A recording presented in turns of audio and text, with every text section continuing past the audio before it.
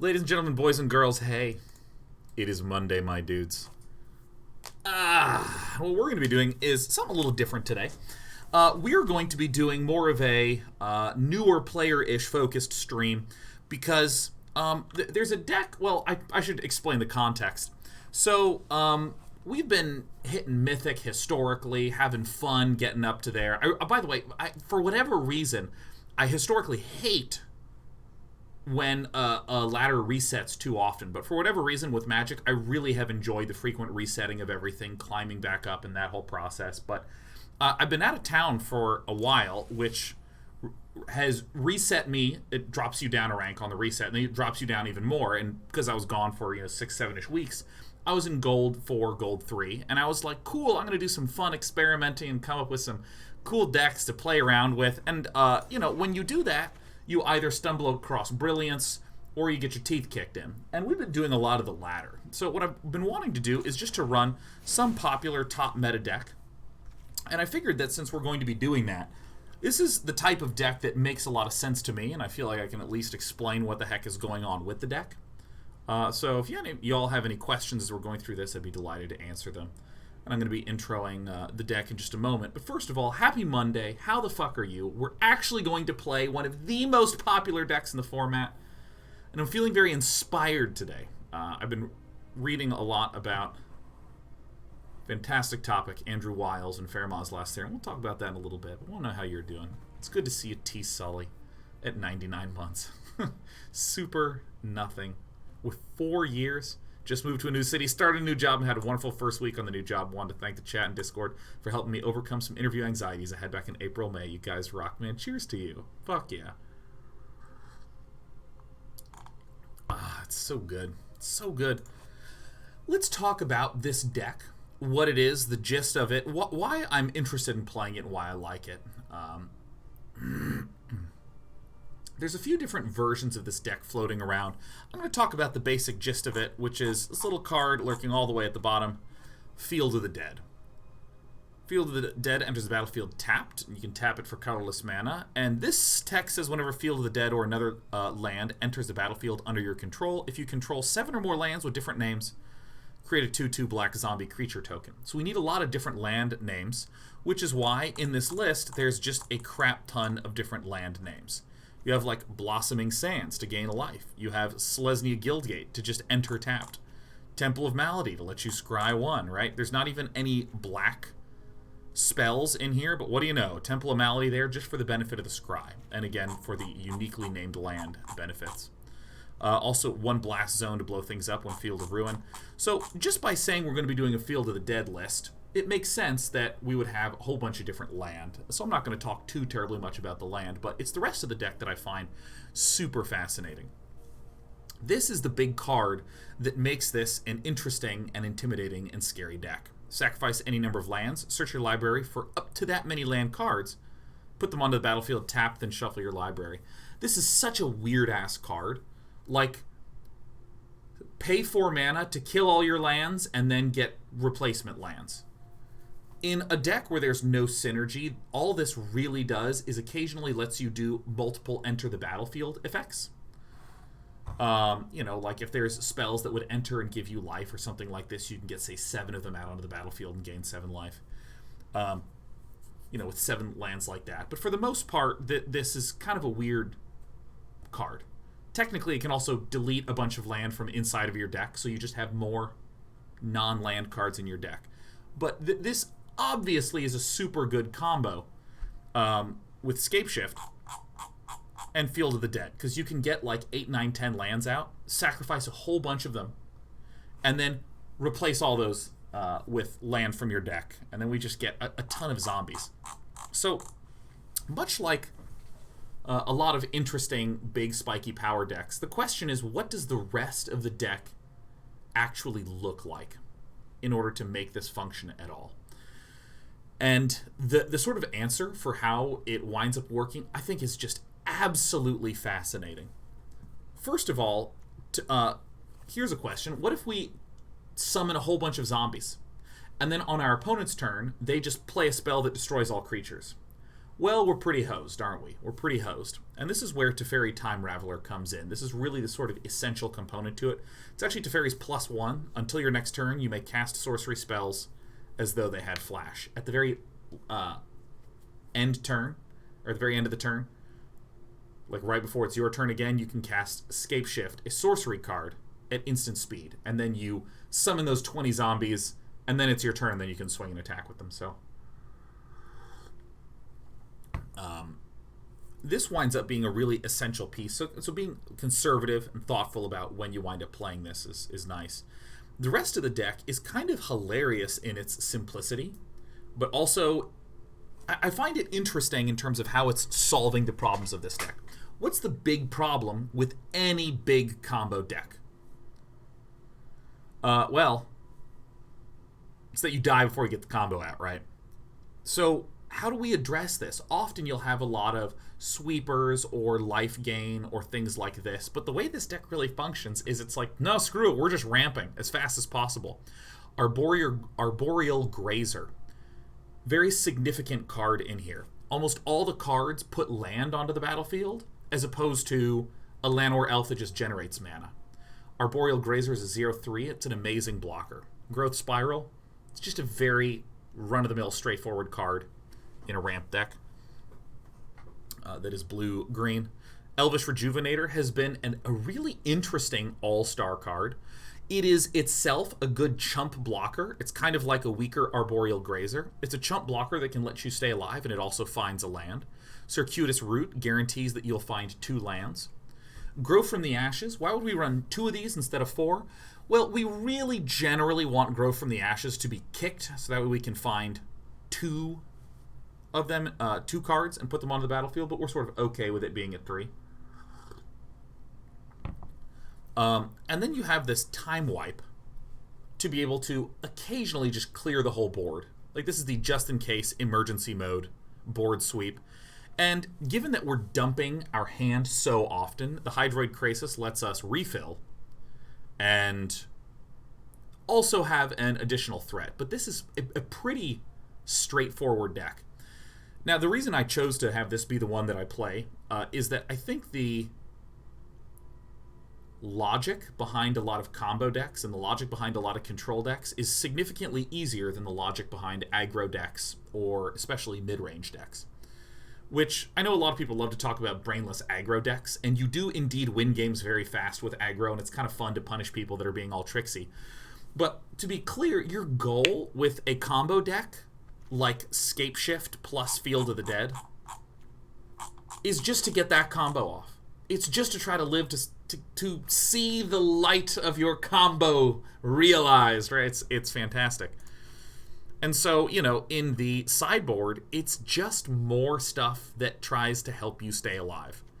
Hey, blue and black have a lot of counter spells and have a lot of things that make me discard. All right, Veil of Summer prevents that. Cool. Baffling End. Well, if they're trying to kill me fast, I want to stay alive. So let's get this puppy in here. Root Snare. Damn it. I just said I want to stay alive. Let me stay alive to get my combo, man. Oh, you're trying to counter me? I'll counter you, motherfucker. Deputy of Detention is kind of an interesting one.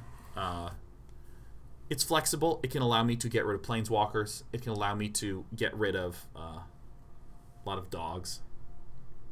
And by dogs, I mean Night Pack Ambusher. Ashiok Dream Render. Spells and abilities your opponents control can't cause their controller to search their library. Very good in the mirror. Very good in the mirror.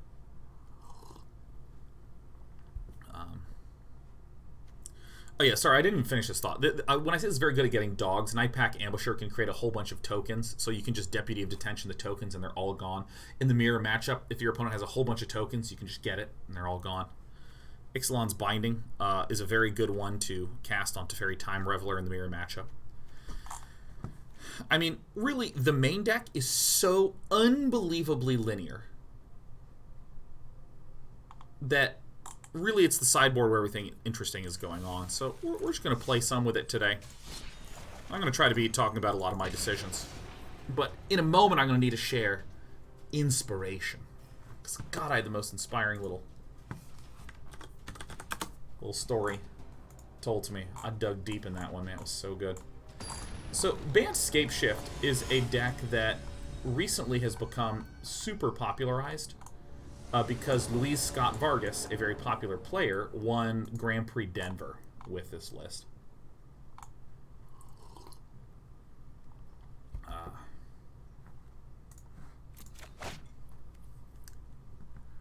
Okay. This is not a very good hand. We obviously have the Guildgates and the Sunpetal Groves. We have 2 Fields of the Dead. But I can't exactly play these 2 cards, which is pretty important to me. This is a much better looking hand. So we're going to go ahead and keep 6. And we don't need this Scapeshift until we've gotten quite a bit more. So what land do we want to play here? We're going to go ahead and play Field of the Dead because it's our land that is tapped. And obviously we're going to play the Breeding Pool turn 1 because it's the only thing that lets us cast our Arboreal Grazer. Alright, so it's a Hallowed Fountain. I think in order to exert dominance, I'm going to go ahead and swing in with the Arboreal Pal. And upon seeing what J. Kaka does, we'll throw out a Growth Spiral of our own. So right now, I'll highlight one of the issues with this deck, which is that you can often dump the shit out of your hand to where you have nothing, and it's important to have plans to refill those. So we see our opponent's Esper. Okay, so there's really just one ultra notable Esper deck, which is the Esper midrange, which is going to be summoning a whole lot of creatures and then sort of rounding into planeswalkers. So, given that we don't really have a significant play right now, I think Krasising right now for 1 card, 1 health, is actually totally fine. So you'll notice right now we have 1, 2, 3 differently named lands. This is going to be 4, so...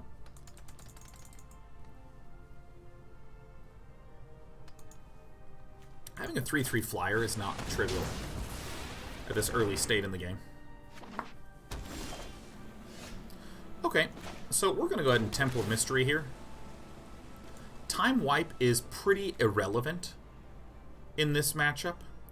It can hit the Hero of Precinct 1, but these Esper decks, and this is where some of just like, hey, I'm up against Esper, let me just go to a website that has a bunch of deck lists and just look at Esper and like count how many creatures there are. Generally runs 10 creatures. 4 Heroes of Precinct 1, 3 Hostage Taker, 3 Elite Guard Mage, something along those lines. So, with that few creatures, I'm not super interested in trying to rock out a Time Wipe. There's other additional reasons why we might want to do it, like literally there's no creatures. Literally we don't have white mana. Which... though it's true, it's not the interesting part of the statement. Any player who has literally no white mana is going to be like, yeah, better not do that shit. That is just absolute agony for us. This basically toasts us. Narset destroys the shit out of us. Each opponent can't draw more than 1 card each turn. So what I'm going to do is I'm going to Temple of Mystery to try to do some fixing to see if we can get some goods going. So right now we have 1, 2, 3, 4. Here's 5. This is going to be a 6th land. Well, I mean, I pretty much have to do this right now.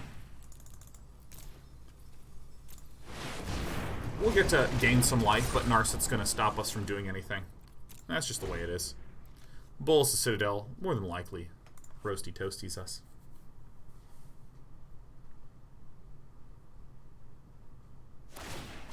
Hone your prowess. So against our opponent, we're, like, one of the best ways that we can actually just win this game is to just slowly start summoning zombies, which is why I'm kind of excited to have this Elvish Rejuvenator.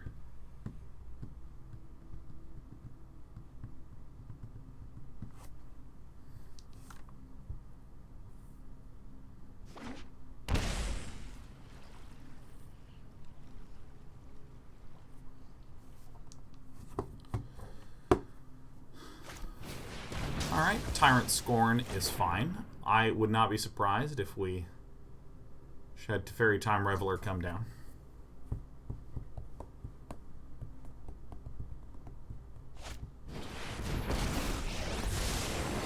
So already against this deck, I'm eager to run things like that Veil of Summer I talked about that kind of helps protect our creatures.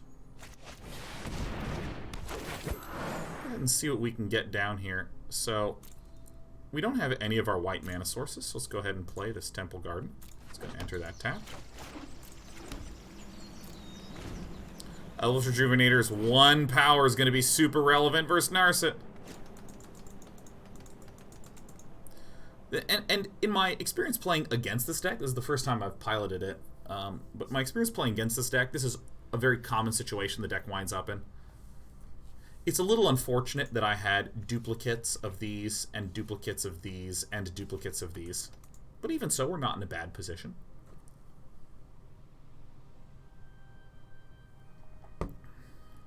Geth Overlord says, I never thought a combination of words could make me as happy as Jellyfish Hydra Beast.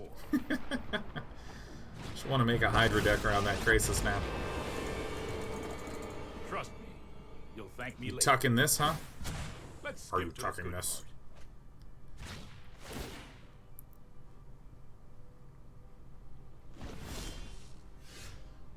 I mean, almost anything we draw is pretty good here.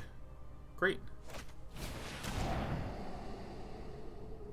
Great. It's a nice move from our opponent. It will not work. This is where we can really begin to generate a ton of value.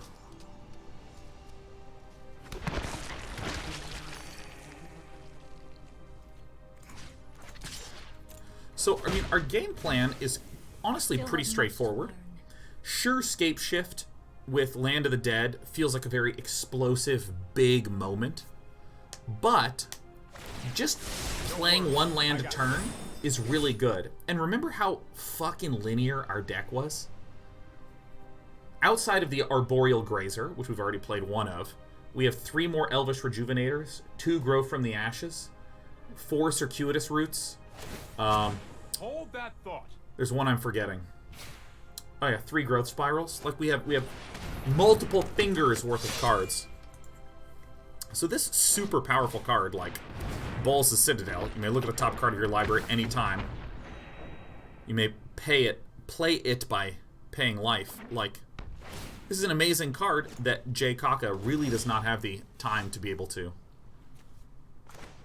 do. A 3rd Land of the Dead would be pretty spectacular here, but Sunpetal Grove is fine.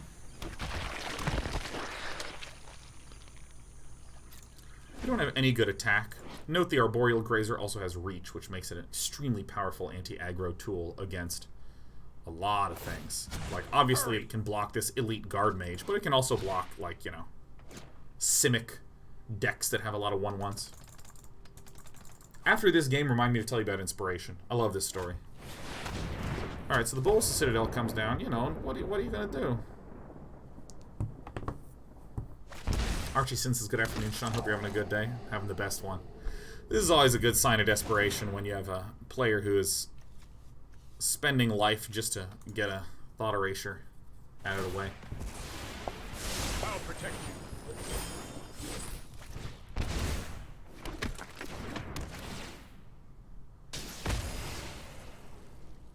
Time Wipe would be beneficial.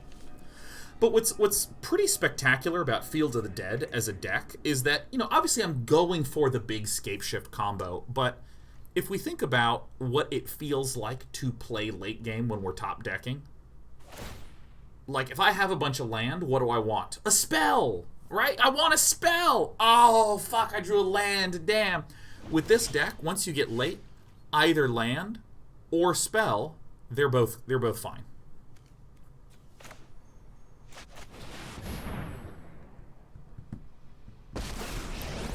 So we're pretty obviously just going to send this Bolus Citadel back. Draw a card. It's a land.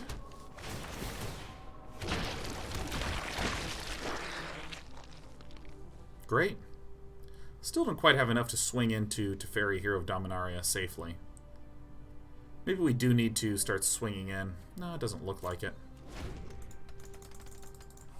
I am the chat says, why is chat so resistant to puns? This is a very pun-friendly chat. This is a very pun-friendly chat.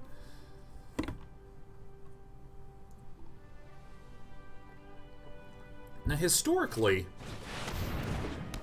Jay Kaka's deck is a, historically, it doesn't really have any counter spells. I'm not done yet. So if we draw a Scapeshift, winds up being very difficult to lose. 1, 2, 3, 4, 5, 6, 7, 8, 9. So we can destroy 9. So we can get like 30 zombies. Yeah. You got it. Might be enough chump blockers. Teferi -8 is obviously a very, very significant threat. But, I mean, you can just see the sort of linearity of a lot of the way that we play. It's just like ramp up, and then you just start playing one land a turn. And certainly is unfortunate that I haven't peeled a Scapeshift. Certainly.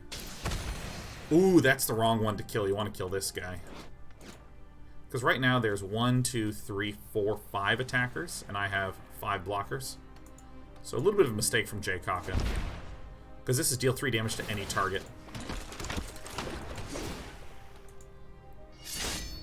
Nice. I keep forgetting this is free, so...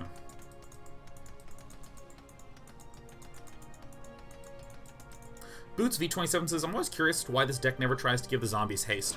The reason is, we have +1 to allow us to cast Scapeshift at instant speed, so we can cast it at their end step, which functionally gives our zombies haste.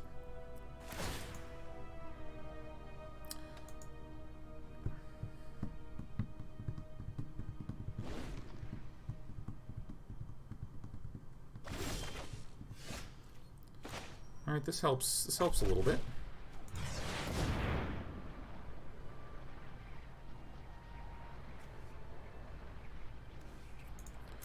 Which one do we have out? Okay, I'll get one of these and one of these.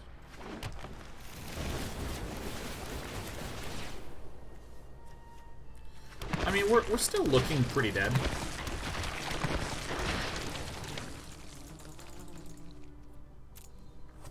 Boost V27 says, I hear that, but I've seen so many games versus deck where they could not keep Baby Teferi alive and have a Scapeshift. That's true. It is true that, you know, for instance, I just struggle to keep my Baby Teferi alive. Sorry, I have to but the question is, what do you cut in order to put that in? Almost all the deck ramps. And if I have something like Baby Teferi that both lets me pseudo haste my zombies by letting me cast Scapeshift at instant speed, and also it can do other versatile things. Only time will tell. That starts to become really compelling. So our essentially only hope is, now that the emblem is up, is to get a Scapeshift, like, in this draw.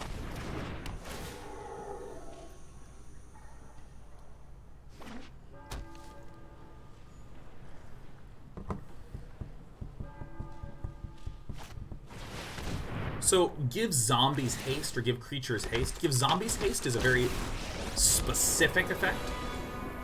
I won't hide. Give creatures haste is a really powerful effect. So, in other words, the haste thing, it's very rare that that can even get executed. And then with the... I think that means we're dead. With the give all creatures haste, that would be super expensive and prohibited. And give the zombies haste would be super narrow in value.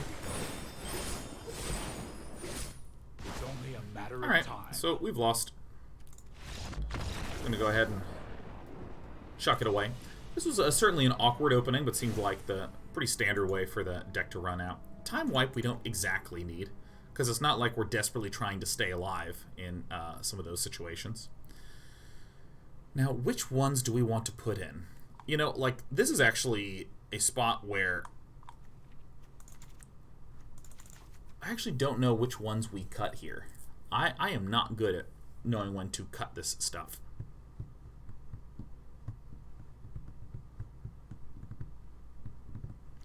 Probably don't need all the Arboreal Grazers in there. Boots wants to know where the deck list is. Should be up in the top left of your screen.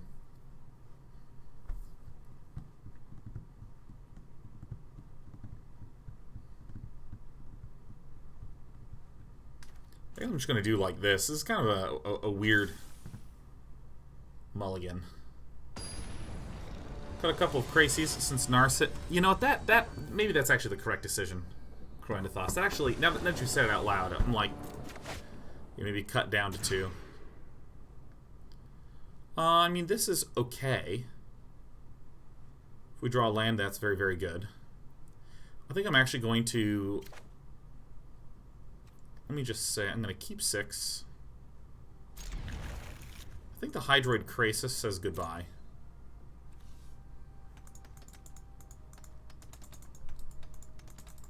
Deputy to get rid of all the tokens, says what's his face. I don't actually think it's necessary, because we'd ask ourselves, how does Hero of Precinct 1 work? It's the card that starts to kill you inch by inch by inch. That's the way that it winds up winning. And for that reason, or I should say, so given that that's true, where do I really want a deputy of detention? Well, it's like if I'm about to die to a bunch of tokens, I want to use that to eliminate them. I don't really think that's going to happen that often. Damn, I was really hoping for a Thought Erasure so I could cast my Veil of Summer. Well, this is very fortunate. So, you know, what I'm going to do is I'm actually going to pay 2 life. I'm going to grow from the ashes in order to get a forest out. Because if my opponent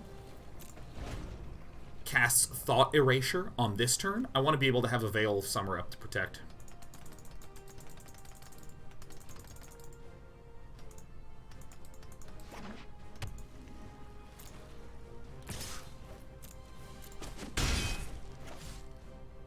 Alright.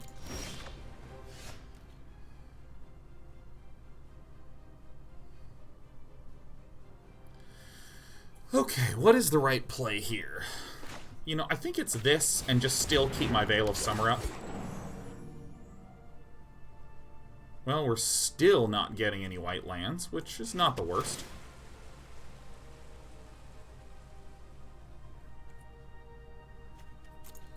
I think we do want that because we have 1, 2, 3, 4, 5 different lands. I'll be able to play this and then Circuitous Route and still have Veil of Summer up. So this will give us to a total of 6 different lands. And Jaykaka has not had an incredible start.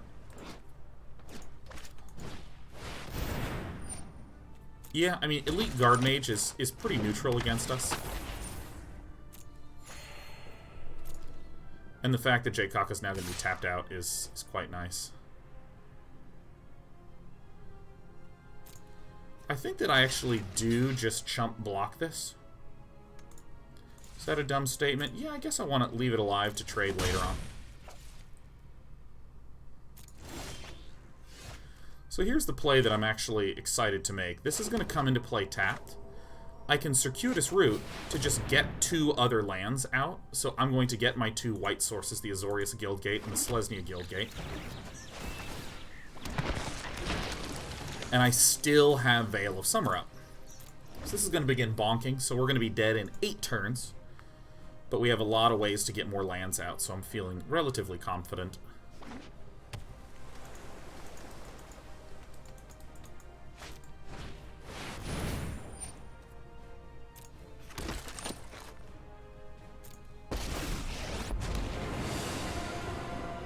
Let's slow this down.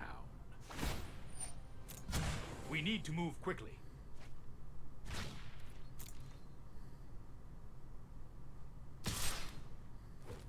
So I'm pretty sure I know the spells that I want to do in what order.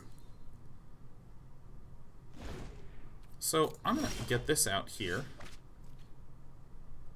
So let me... Fleeing control can't be countered. Okay. Yeah, so there's some language I just wanted to check because some things make certain things untargetable. Which does get around Dovin's veto type stuffs, but... So first, I'm going to play Teferi, Time Raveler, which could get Dovin's Veto, but I would more likely expect it to get desparked. So I'm going to -3 this, so I can start attacking with these zombies.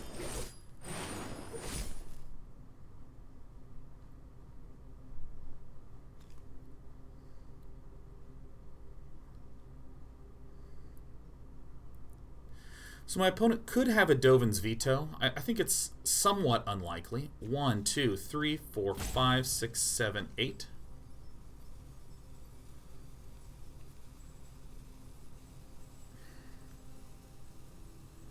My opponent can't cast that because I baby Teferi out. Okay, I'm gonna mess this up a lot. We can swing comfortably with everything.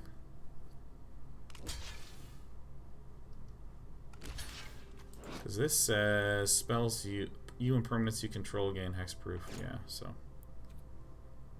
we're doing a little bit of damage. Time for plan B.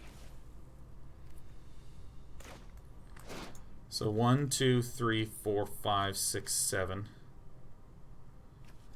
Okay, so I need 6 differently named ones, so I can bring out.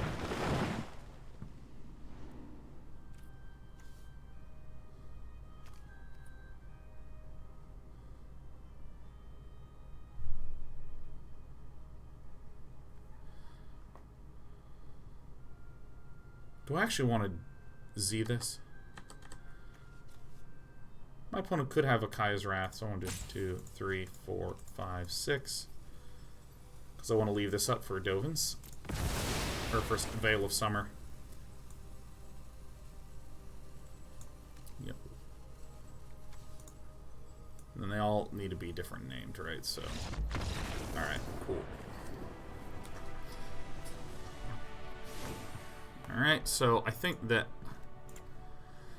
I maybe do wish to cut an Arboreal Grazer, or excuse me, a Hydroid Krasis. Still a pretty important card draw piece. I think I want to have like a little bit of answer, but not a lot.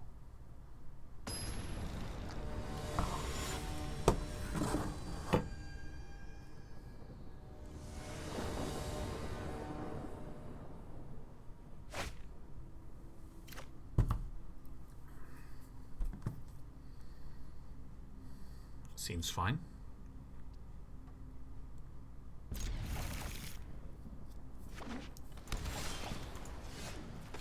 I keep stopping and looking at cards like Veil of Summer because, beautiful. Not beautiful. Goodbye, Growth Spiral.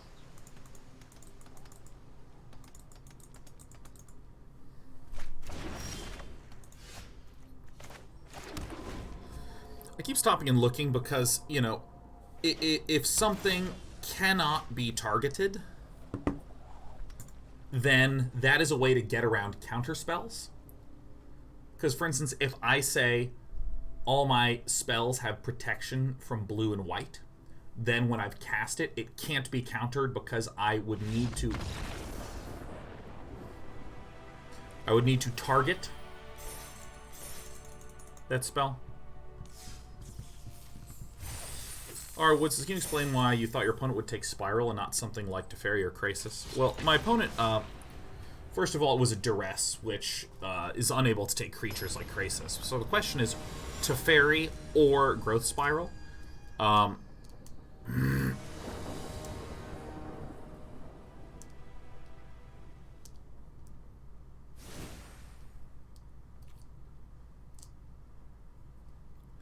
the fuck is going on? Oh yeah, this makes sense, because spells you control can't be countered this turn. Yeah, of course, and this is a counter spell.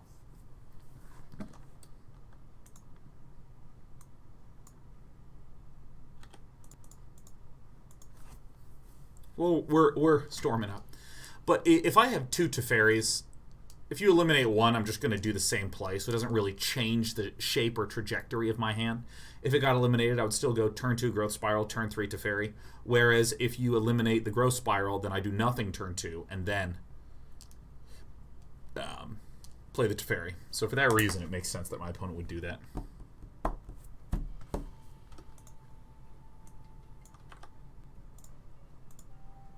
What about now, Ghoststalker? What about now?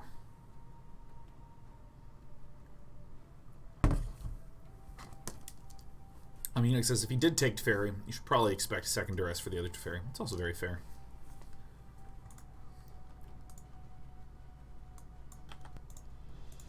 This looks fine.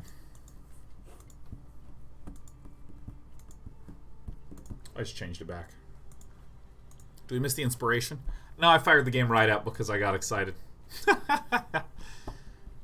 But you know what? After this game, we're going to talk inspiration. After this game, we're going to talk inspiration. I don't know what Daiduin is, but I think Daiduin is doing some death right now, and that's grand for us.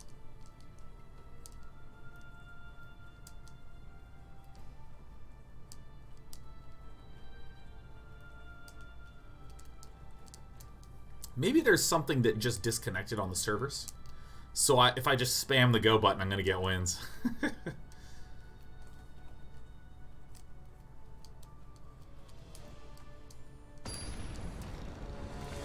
Bring it on, Daiduin. My expectation is that this goes immediately into concession. Like, opponent waits a bit and then just bails.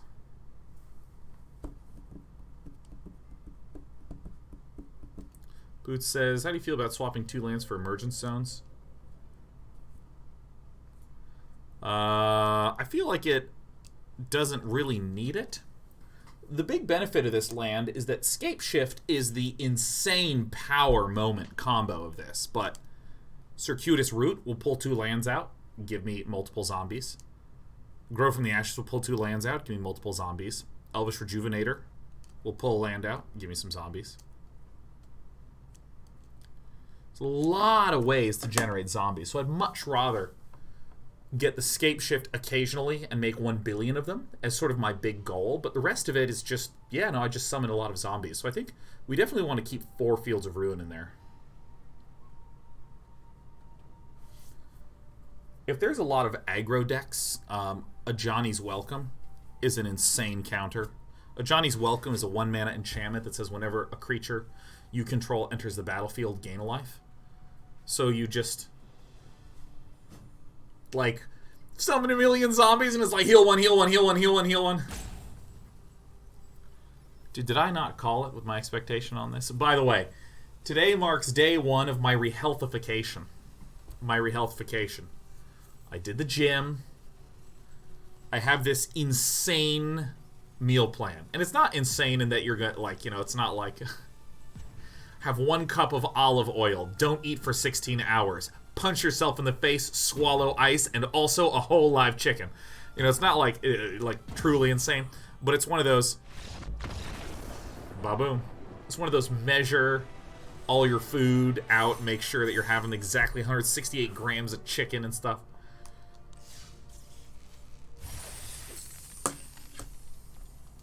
Yes. All right, so let me tell you inspiration. This is a very brief story, but so there is this theorem called Fermat's last theorem. We're gonna MS Paint this. All right, there's this theorem called Fermat's last theorem. Many of you know the triangle. A squared plus B squared equals C squared. You know this thing? You know this thing? So Fermat's last theorem is, okay, take this to whatever plus B to whatever equals C to whatever. There's lots of values that work for 2 that are integer values. For instance, 3 squared plus 4 squared equals 5 squared. And there's in fact infinitely many integers A, B, and C that works for n equals 2. Right? God, this is just such ugly stuff. So Fermat's theorem basically says that you can't find for me any integers A, B, and C that work when n is greater than 2. So basically, A cubed plus B cubed will never equal C cubed for any integers A, B, and C. A to the 4th plus B to the 4th will never equal C to the 4th for any integers A, B, and C. So The thing that's interesting about this is that this guy Fermat had this book. I think it was like Principia Mathematica or some shit, or Mathematica Principia, or even, maybe none of those. He in his book, Fermat like wrote in the margins that he had discovered a proof for this theorem that was elegant, but would not fit in the margins of this page. And the sort of interesting thing about Fermat is that he was like a judge, and so he just mathed it up in his free time. And so when he died, I don't remember who it was, like whether it was his kid or a relative or a friend or a nephew, republished this book with all of Fermat's notes that had been written in the margins and the corners, republished that, and just sort of shared it with the mathematical community. And, you know, Fermat had all this shit written in there, like, oh, here's a theorem that I've proved, haha, this is a cool pattern. He had all these various things like this written in the book, and one by one, mathematicians over the years just looked at, oh, I forgot to say, he died. He died, and no one ever got to see this proof. Did I say he died? Let me come back to that one. He definitely died. And so after his death, this book got republished, and one by one, mathematicians would go through and find all these little notes that he'd written and prove the things that he said were true. Yes, Nin Muffin, it is. And so the one that people couldn't prove is that theorem that I just showed you, called Fermat's last theorem.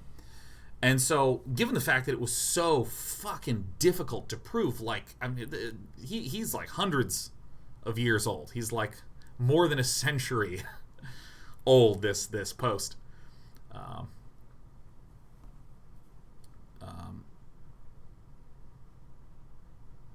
the fuck am I talking about? Yeah, so I mean, it's like decades passed. Shitloads of time passed. People still couldn't find it, still couldn't find it, still couldn't find it. There's this guy, Andrew Wiles, who was fascinated by this proof. And, you know, as a kid, he got really interested in it, kind of dropped it, and then came back to, what the fuck is its name? Theorem conjecture. What's the name of the... that's what it is. So, this guy, Andrew Wiles, was really interested in trying to solve this. And at some point, someone came up with something seemingly completely unrelated to Fermat's last theorem, and it's called the Taniyama-Shimura conjecture, which basically had to do with, I think it had to do with like elliptic curves or something like this. Is it elliptic curves topology? Yeah, it is an elliptic curve statement. So this Taniyama-Shimura conjecture that had to do with elliptic curves, someone demonstrated that if the Taniyama-Shimura conjecture could be demonstrated as true, a consequence of that would be that Fermat's last theorem would be true. So Andrew Wiles just fucking threw himself into this problem without telling anybody. Telling no one. He literally just started showing up to his office hours less and started going to conferences less frequently and just drilled on this problem for 7 years and fucking found a proof. And he went to some conference and asked for like a 3-hour block of time, where normally you only have like 1 hour to do a presentation. But he just told the organizers, like, hey, I want 3 hours. I have something really good to show, but I don't want to tell you what it is. And they were like, okay. They just like agreed to this. And so he just like comes out and does this proof, and like as time's going on, people are starting to realize, holy shit, this guy's actually going to like prove Fermat's last theorem. He's going to prove this Taniyama-Shimura conjecture, and he like does it. And of course, like he's on the cover of the New York Times and all this shit, and is amazing. And so I think it was like a 300-page proof, something like this. He gave it to a bunch of different people to like proofread it, double check. Please let me know that my work's okay, which is like super common in math. And someone found an error in his proof. Someone actually found a fucking error. And normally, if you have a proof that's like pretty much good and there's an error, you don't go, oh, the whole proof's bad. You go, okay, so we have to address this little issue, and then we're going to be okay. I mean, as someone who's like worked on math papers or just fucking math homework, right? Like this happens all the time, and so you don't think that much of it. But like as time went on, you started to realize like this is actually a huge, obnoxious problem. This one little error. And so, although it took him a year, Andrew Wiles, again, fucking figured it out. And so now it's just like, you got it. And so, like, I was just so freaking inspired reading this story about this guy who just said, yeah, I'm going to solve that one. And just ground on it so freaking hard. Oh my god. Because, I mean, I feel like there's this... I don't know what, like, a better word for it, but, like, the quest to do something great. Maybe it's something scientific, to come up with some sort of scientific proof. Maybe it is... This is an amazing hand. Maybe it's something like... trying to become one of the best players at a game. Maybe it's trying to do something creative, like write a book, right? Maybe it's to do something that is tricky or complicated. You know, let's even go, like, less crazily ambitious. Like, maybe it's just, I don't know how to build anything, but I'm going to figure out how to and build my own deck.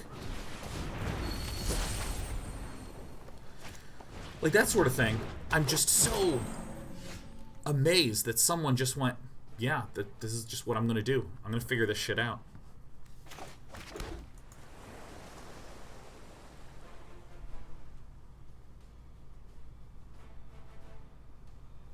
We have some choices here. I'm going to come back to this game here. I'm actually going to pass. So what we see is a forest and a field of ruins. So this could be mono green with some sort of weird mono green ramp. I could play Teferi and, like, return a Leafkin Druid or return a Llanowar Elves. That's another avenue of play.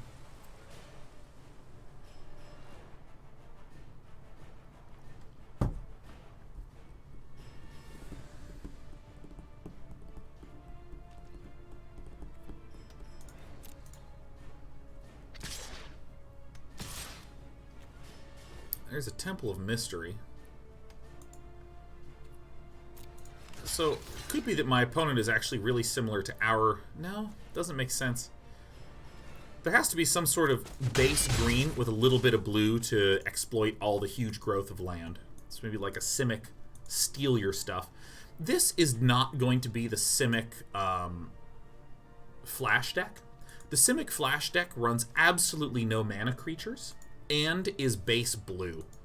Because really the only green cards in the entire deck... Oh, we should go ahead and do this right now.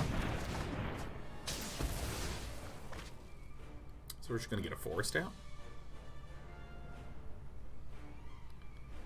And our opponent, with all these mana creatures, is declaring from up on high, I am base green. Alright, so this didn't really slow us down even a little bit. Okay, so what sort of lands do we want? I think I want one more green. Maybe just the Simic Guildgate and the Selesnya Guildgate seem good. So now I can Hydroid Krasis. I have to be slightly careful what comes up next. Yeah, the Simic Flash deck pretty much only has Frilled Mystic and the Night Pack Bad Wolf. Whatever its name may be. So, here's where I'm at. I have... Shelter in my stewardship. Be wary of the ground you walk on. Okay, we have some options. We have a good bit of options. One is just to play a thick Krasis. I think that this is what I want to do. My opponent has precisely one card in hand. It could be a Hydroid Krasis, which would tap for 1, 2, 3, 4, 5, 6, 7, 8, 9, 10 mana, which is a large Krasis. Our opponent would draw 5. But that's if my opponent has precisely a Hydroid Krasis. What I could also do is just time wipe right now, clear all of these mana generators down, and my opponent would effectively have but a wee Nissa. And you know what? That actually seems pretty good to me. That actually seems pretty good to me. I'm going to return this Arboreal Grazer to my hand. Nuke everything. I could potentially go for an even greedier play, but I think that it's just so stable and so safe to just say, yeah, if you have a Hydroid Krasis, now you can tap it for 1, 2, 3, 4, 5, 6 mana, and that's it. The land fights So, I sort of know what deck this is. This is like this sort of elemental ramp deck where there's a lot of the green ramp creatures. There's... Holy shit, that's amazing. There's a lot of the green ramp creatures. There's a Risen Reef to get mana and to make more creatures so that Leafkin Druid can add, you know, double stuff.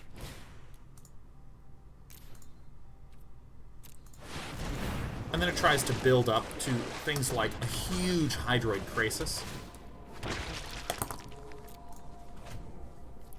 Tries to build up things like a Mass Manipulation. I mean, it's looking pretty mass manipulate-y, and because I am the biggest luck sack in the entire world, I drew my second time wipe. Behold, nature's true power. So it looks like my opponent is going to probably yoink for a little bit.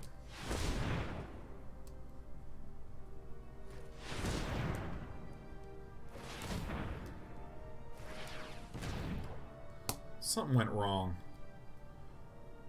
I think my opponent was expecting to have 4 blue. I think we're going to see some Control Zs right now.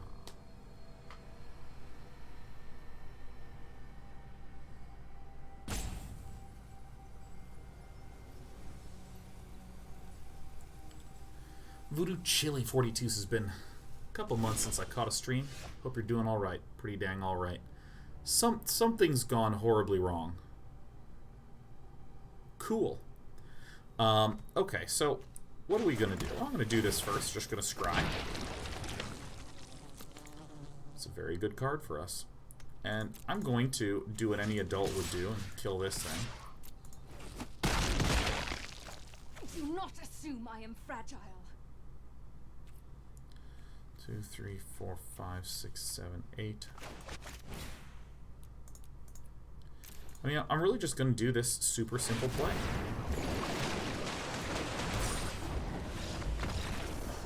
Great.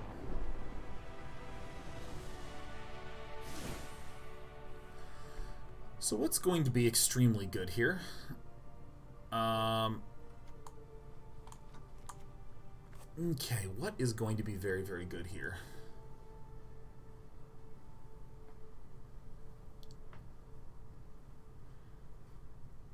Can someone who's played this more tell me what I board out? That's like one of my biggest struggles, is knowing what to board out. Because, I mean, I kind of want to just go, ba-dum, take these out, and ba-boom.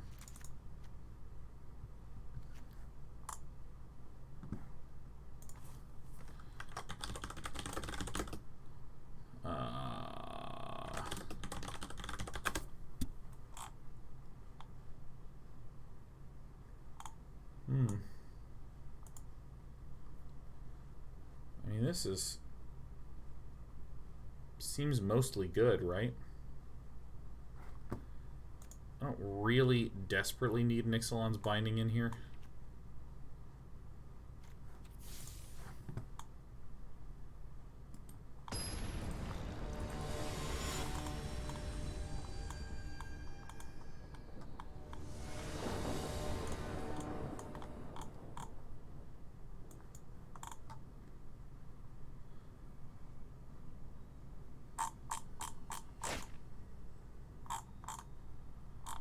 Let's see here.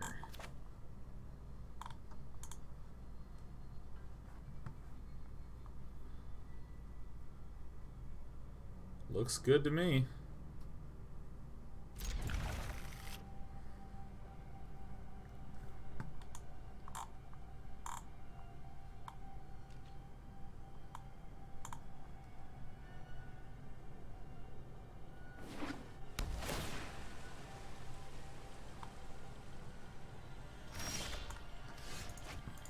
Okay, so I play this Azorius Guildgate on turn 1, because my intention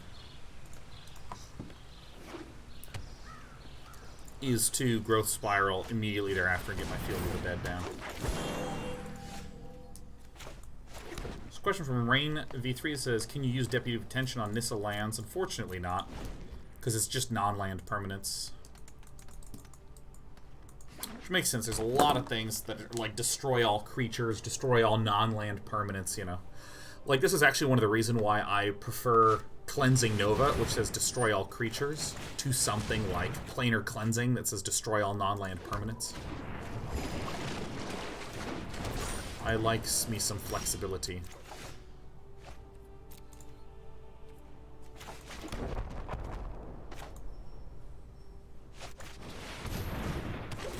Alright. Well, Thornwood Falls is a green source, which I'm definitely going to need more of to be able to cast. Because, I mean, it's plausible that I don't get another land, but if I do, I want to be able to go like Elvish Rejuvenator, Elvish Rejuvenator. What do you think my opponent board in against me? I would expect a few counter spells. Disdainful Strokes, things like that, to prevent me from scape shifting. Alright. Field of Ruin is good.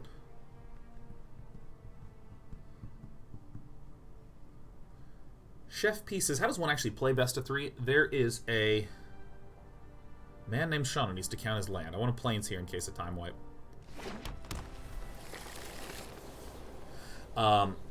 There's a little switch that reveals all the modes, and best of 3 is called traditional ranked, or traditional whatever the hell.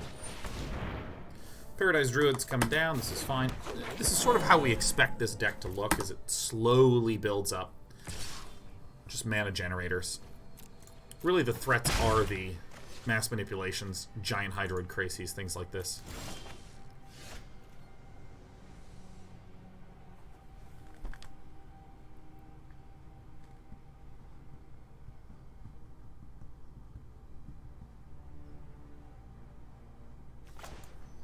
Well, this, I think, is going to be my best play to do, is to just kick this. Get these things out. I barely can't do anything, but that's fine. I mean, I'll get a Grazer down. The Grazer blocks the Hydroid Krasis. This Blast Zone is already looking very juicy. Kingdom Bomber says, how does best 3 work for daily reward purposes? I think that for daily reward purposes, each individual win is a win. So if I go 2-1, I've won 2 games. If I go 2-0, I've won 2 games.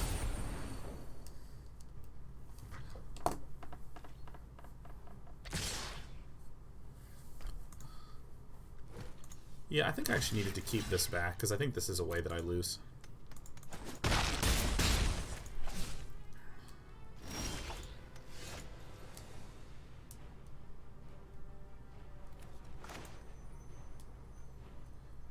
Alright, so let's rejuvenate Elvishly.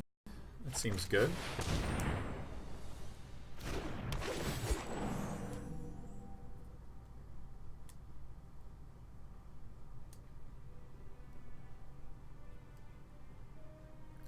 So that would be 1, 2, 1, 2.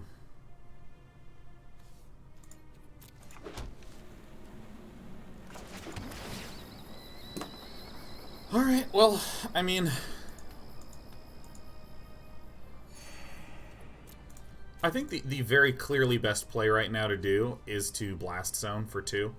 If my opponent plays a large Krasis, which would be the most threatening thing next turn, we're still pretty much okay.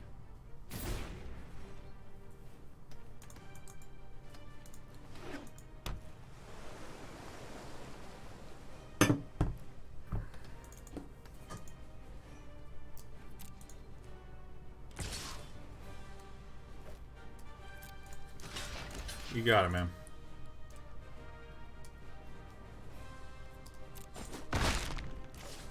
So, my opponent can still, very likely, just blow up the Field of Ruin to destroy the Blast Zone, which I'm sort of okay with.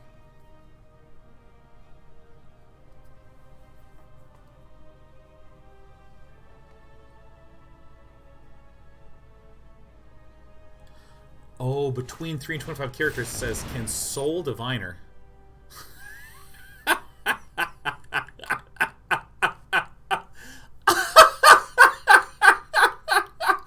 Okay, we were expecting a Hydroid Krasis for 6 total, which would be 2 for the cost and 4, and then 4 mana would be left open. 3 mana will be left open to be able to 1, 2, 3 blast it off, but instead the our opponent has gifted us with an extraordinary turn next turn, which is great.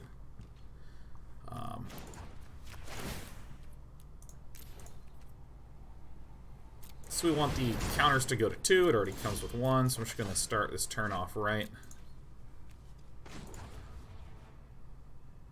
Sacrifice Blast Zone.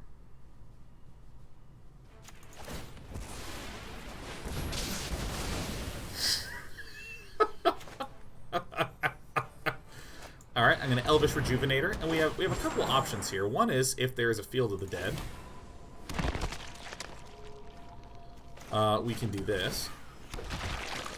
And then I'm going to Teferi Time Raveler to shut down any potential counterspells. I've got it.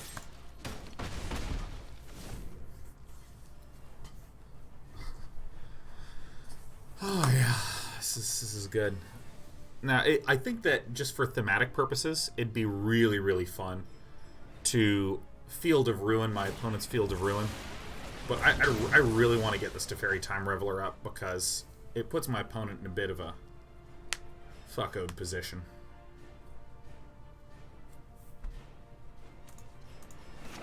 My opponent can no longer cast any counter magic.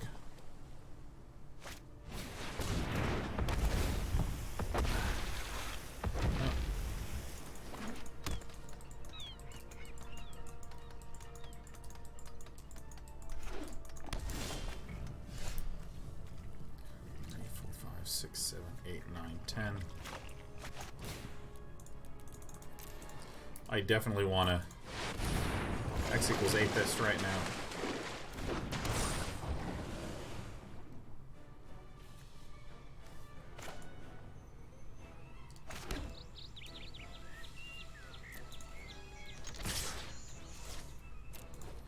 So far, so good.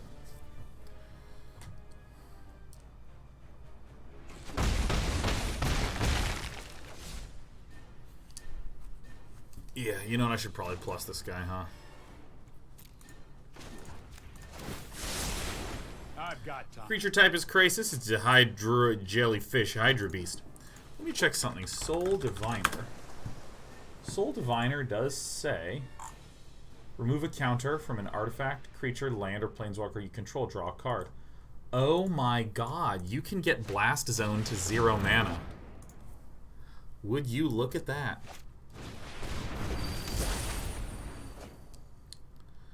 So, I mean, I'm sure you guys know about this interaction. It's not going to make it any less satisfying for us. I mean, it's great. All right, so here's what we're going to do. We're just going to go ahead and we're going to like swing in with everything.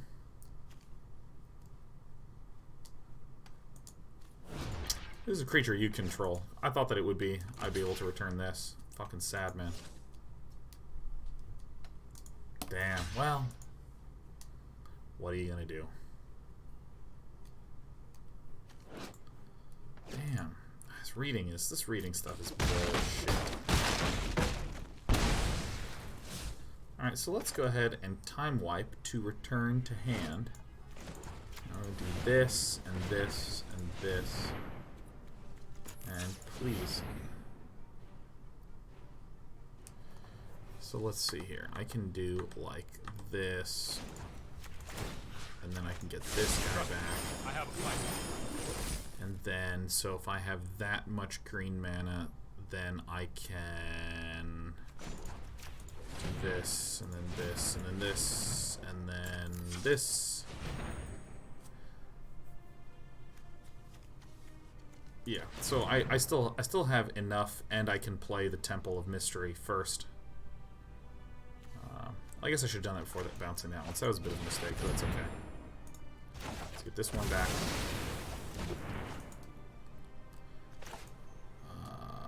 This is fine. So let's do this. You know, it's like...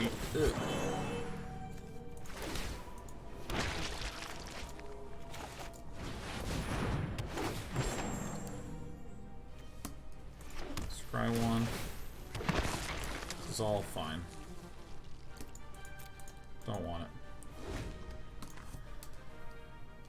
Keep forgetting that, like, in almost all decks, you want to scry first before you take a peek, but, like, I very don't want to scry first with a land with this deck. Deck is doing what it's meant to do, which is efficiently destroy anyone that dilly-dallies.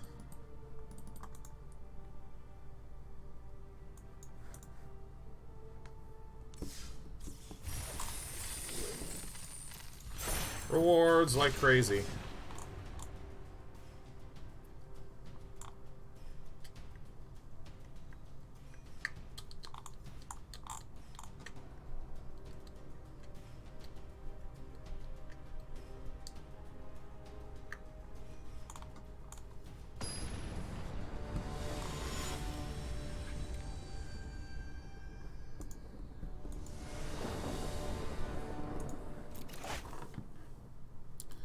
Alright, I got a Grazy boy.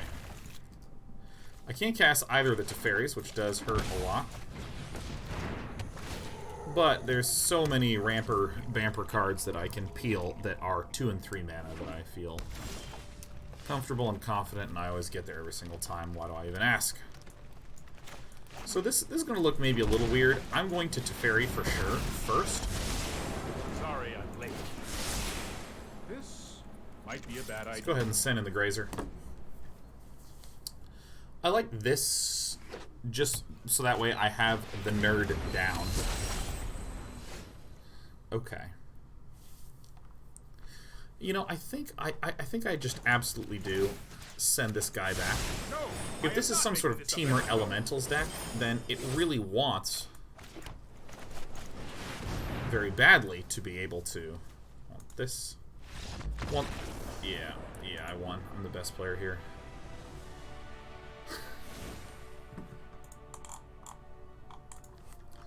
Let's see here. What do we want?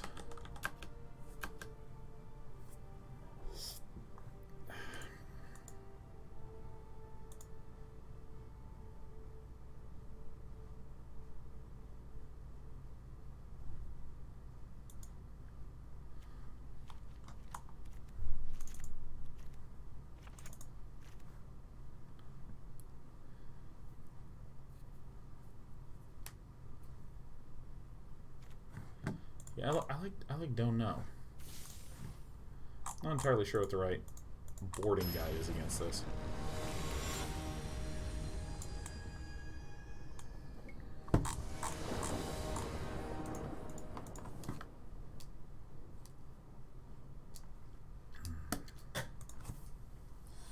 Yeah, I mean, like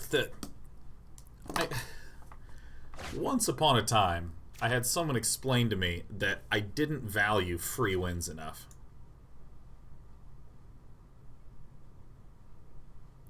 This deck winds up in a free win scenario a lot. I think I mulligan this because this is effectively a 5-card hand. I'm going to mulligan this because I effectively want a 5-card hand.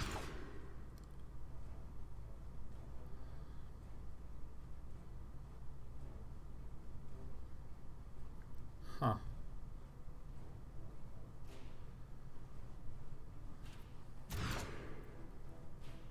There we go.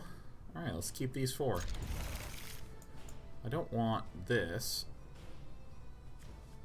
Alright, Sunpetal Grove, Thornwood Falls. I don't want that. Alright, let's make it work.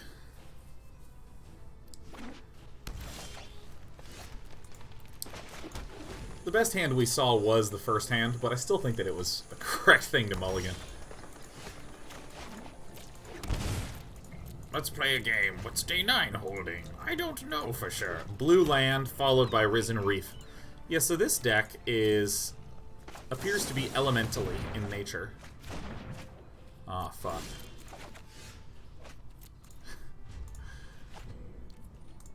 Alright, let's try turn 2 again. A shifting Ceratops, huh?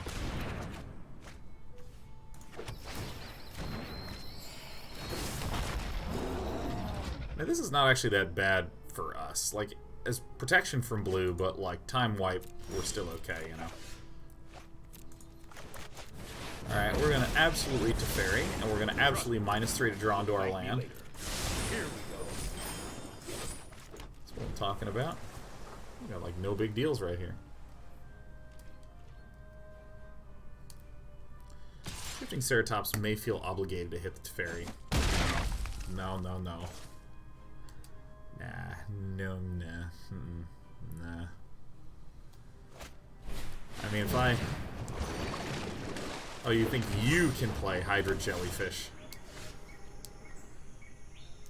I can tell you something, friend. You know nothing about Hydroid Jellyfish.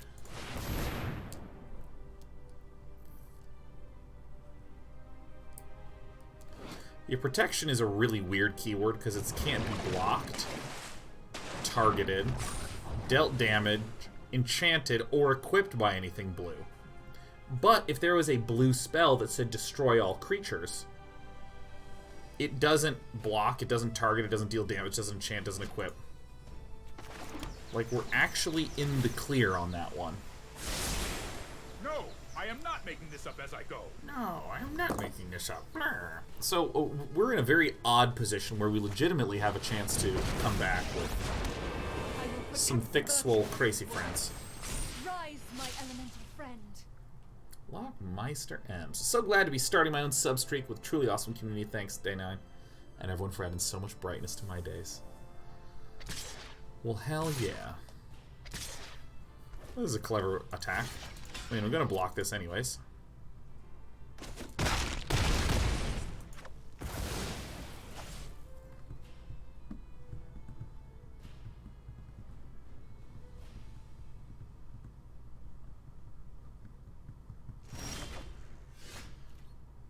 If that was a time wipe, that would have actually been rather funny. Alright, so first things first. So I can't return this because as protection, if I return that, then my opponent will make another land and then swing in for that good old lethal amount of damage.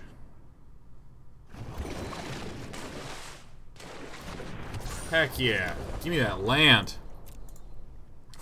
So I think we need strictly time wipe. I think it's precisely time wipe. Alright, so, I mean, this is pretty much just... Okay. Somehow I actually thought it was going to be a 9.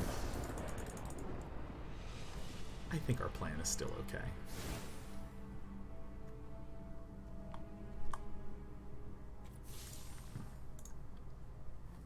Might want to change the sideboard up a little bit. Because this sideboard just seems to be completely hating on other Scapeshift decks. Which I think is reasonable in the tournament, but I'm slightly more interested in a more modest deck. I mean, the main board seems pretty much like a main board. I've seen Prison Realms instead of Time Wipes, but I think Time Wipe is a little more age appropriate. Still pretty close considering your start. Yeah, we mulliganed to 4, but you know, mulligan to 4 in the London Mulligan did not feel horrific.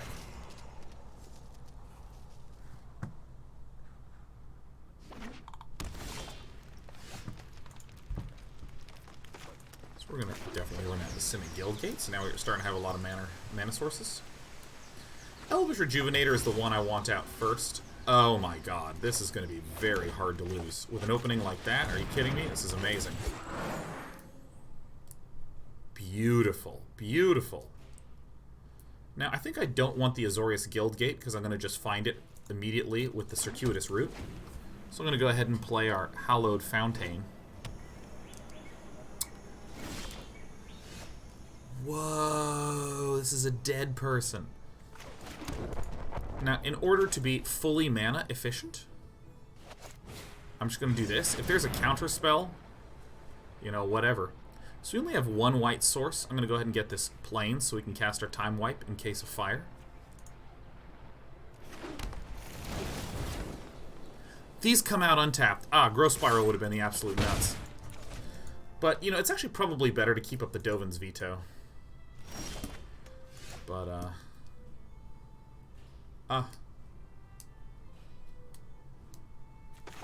I'm gonna wait just one more turn here.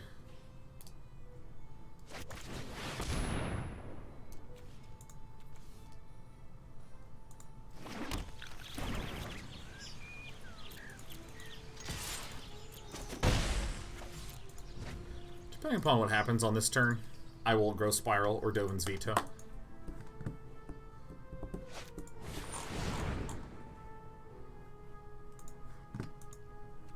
You got it. Lava Coil is the exact kind of card you should mulligan out against this deck.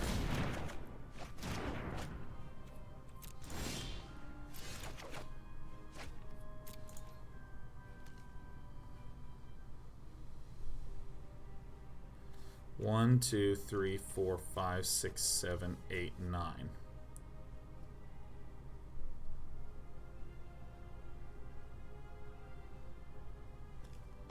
So I do this first. Don't care what it is, sure.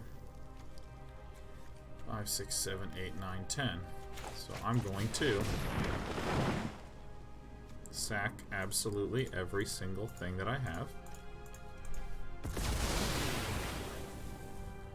to get these 4.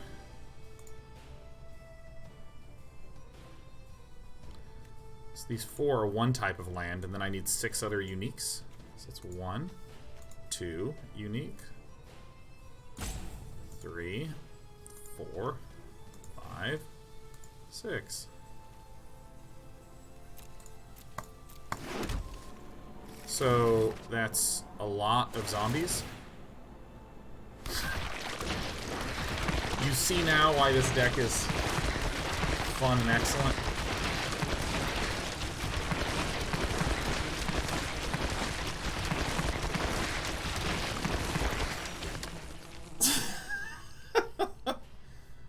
Now, you know, there can be... Alright, a lava coil. Sure, you got it. You know, I actually think I made an incredibly stupid error. An incredibly stupid error. I just should have kept up the Dovin's Veto because we had lethal no matter what. The only way that we don't win on that next turn is a flame sweep, so... in the end... It doesn't even... Yeah, no, we just completely destroyed that human being. Okay, you want to hear something nuts? You want to hear something nuts?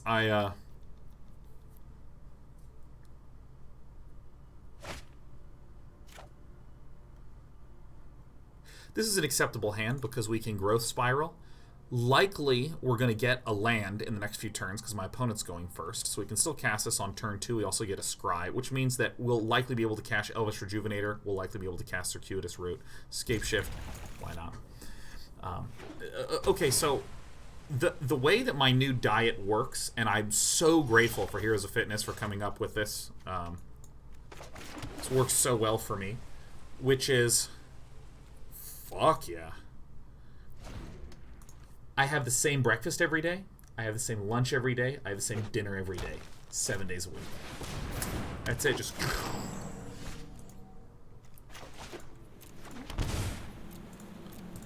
Just same. Now, if I want to go out on, like, a Saturday night for a dinner, cool. There's a protocol to, like, swap it out. Sure. But, like, I love, like, so much. Understand? Like, so much. I love not having to think. Now, after a week, it switches to a different meal. So there's different breakfast, lunch, and dinner for that whole week.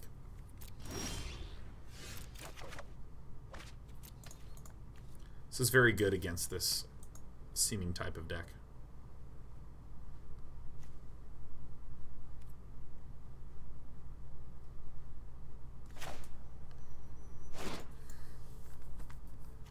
You know, I hear... Let me justify this play and I'll tell you more about my dinner. So, if I bounce this guy, we see that we're up against a Bant deck. It's probable that I could get to another land here. If not, I'm going to get another draw. But also, my opponent appears to be somewhat board building. We are all connected. Right? What do I mean by board building? Well, we are a Bant Scapeshift deck, so we have like Elvish Rejuvenators, Arboreal Grazers, thing that help us get land out. This helps you get mana out. This helps you get mana out. There's a lot of mana focus on Igor Karim's sides. This looks a lot like the Bant ramp deck. What Bant ramp decks are trying to do typically. Let me just see here for a moment. I want to get the Field of the Dead out right now, right? Yeah. Typically what a Bant ramp deck is trying to do is trying to just get an absolute metric shitload of presence on the board with Nissa's ramp creatures like Leafkin Druid, Paradise Druid, and then get big payoffs like Hydroid Krasis, get big payoffs like Finale of Glory. Harness the elements.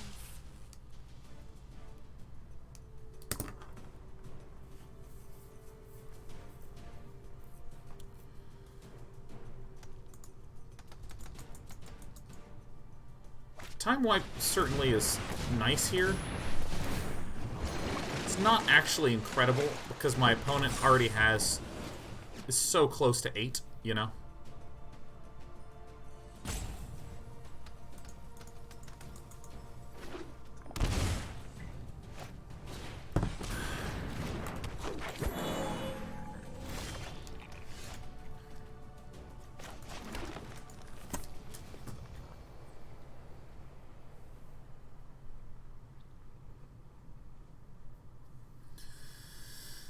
Okay, so next turn, I can likely block the Hydroid Krasis with my Arboreal Pal.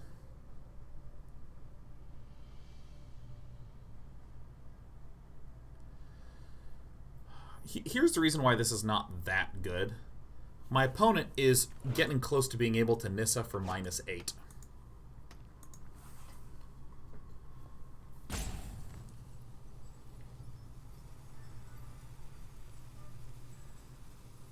It's hard for me to make an argument for doing anything other than time wiping here. Like, we can block the Hydroid Krasis with the Arboreal Grazer. 7 will get through. And then I can block another 3. So that would be 7 and 3 is 10. And then 2. So we would go to 1. No, this would swing 2.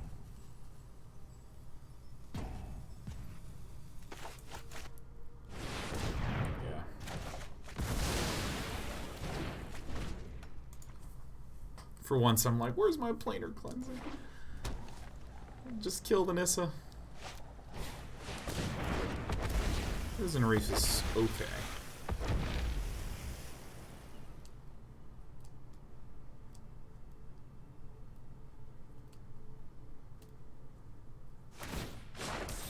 Behold, nature's true I'm power. getting attacked. Yeah, I mean, it's looking kind of like Circuitous Route, Grazer. Major Grazer. 1, 2, 3, 4 different types of land.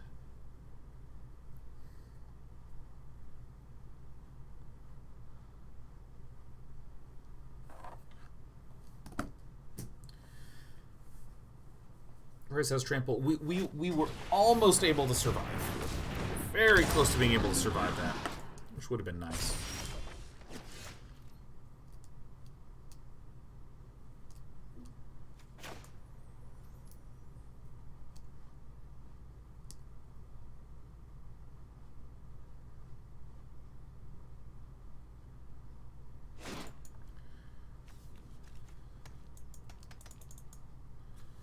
If I play this, that's 1, 2, 3, 4, 5 types of lands, then I can Circuitous Route afterwards, and then...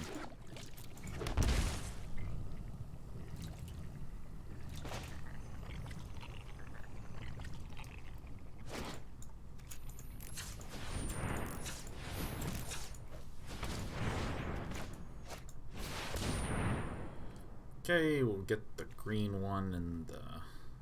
We have a lot of blue lands, so we need this, we need this. So those both proc at the same time because they enter the battlefield at the same time, which means we get 2 of these. Whereas if I had played the breeding pool afterwards, I would get 1 zombie.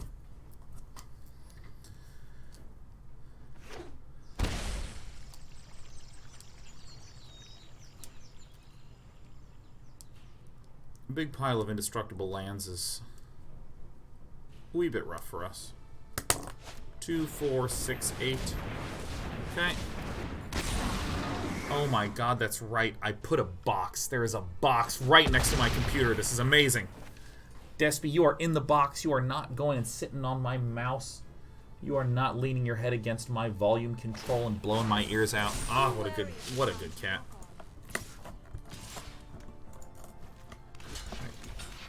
You guys are good grazers, okay? Don't let anyone tell you otherwise. 1, 2, 3, 4, 5, 6, 7. Nice.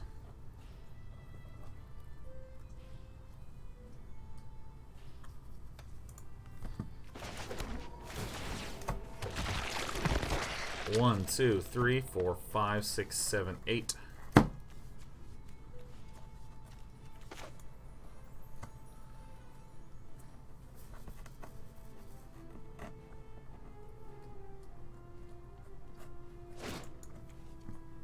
How do we do this to double Scapeshift, right? Because I go like this. Certainly it casts these. And then what I do is I like do this, and then I like do this, right? I destroy all the other lands. So I'm gonna. So now we have 1, 2, 3, 4, 5, 6, 7.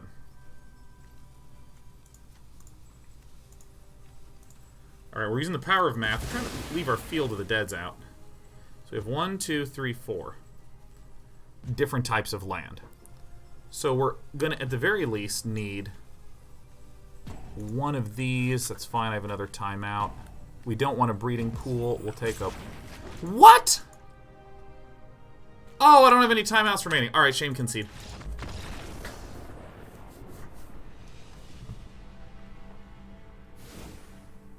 That was completely and totally my bad. I thought I just had another thing up. Another timeout up. Thought I just had another timeout up. Hey, Despy. Hey, you know, what if I opened up the front of this so you could, like, lie down in this box? What do you think about that? And look, it opens like this because industrial design is incredible. Oh, who's the best cat dad ever? There you go. Yeah, do you want to lie down? Alright, let me just pick up these disgusting bits of wet cardboard that you chewed off.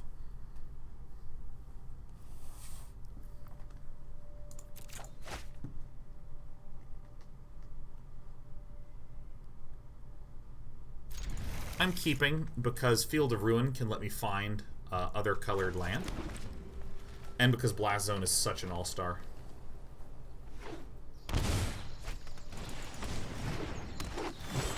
There's a ton of 2-mana things.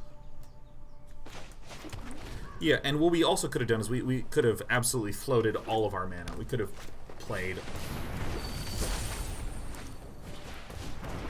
Okay, let's see here.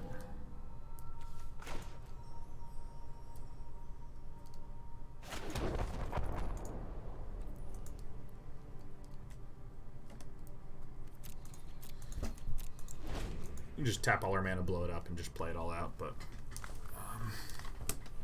if we'd had another timeout, would have been better. Hey, Doom Kitty. How are you doing, Doom Kitty? I saw your post earlier that you were having a case of the Mondays, man.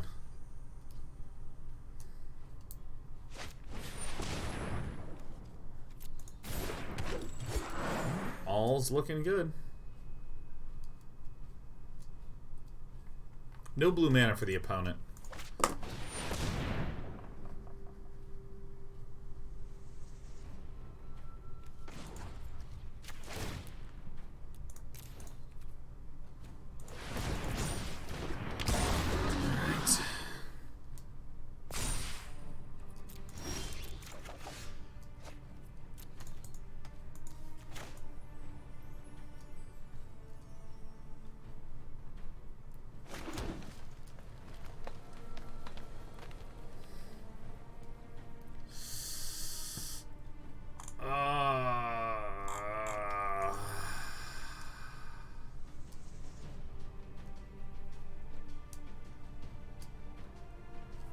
1, 2, 3. No.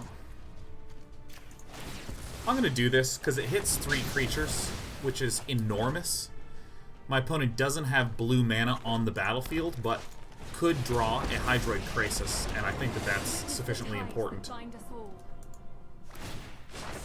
I mean, this could just completely kill the shit out of us, but that's fine.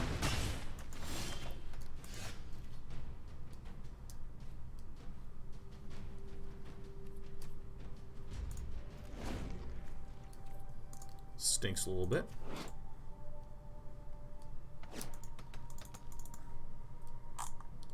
Varomnis with the 5 gifties. This is my birthday, so you all get the gifts. That's how it works, right? I like this sort of birthday attitude, Varomnis. It makes sense to me. X equals 7. Ah, I see.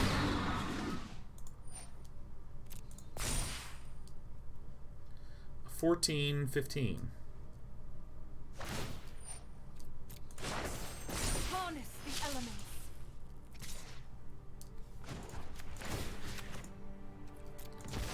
Blow that one up. Feels nice.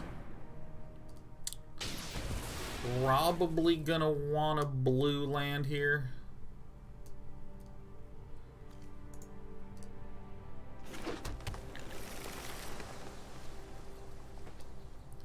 So we basically need a white land, right? Well, isn't that just a big pile of sadness? This guy does not have trample. He does. He absolutely has trample. So that's death.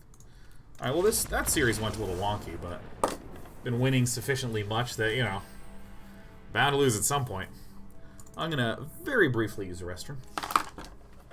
Very briefly. We'll be right back. Oh yeah, let's do this. Shall return.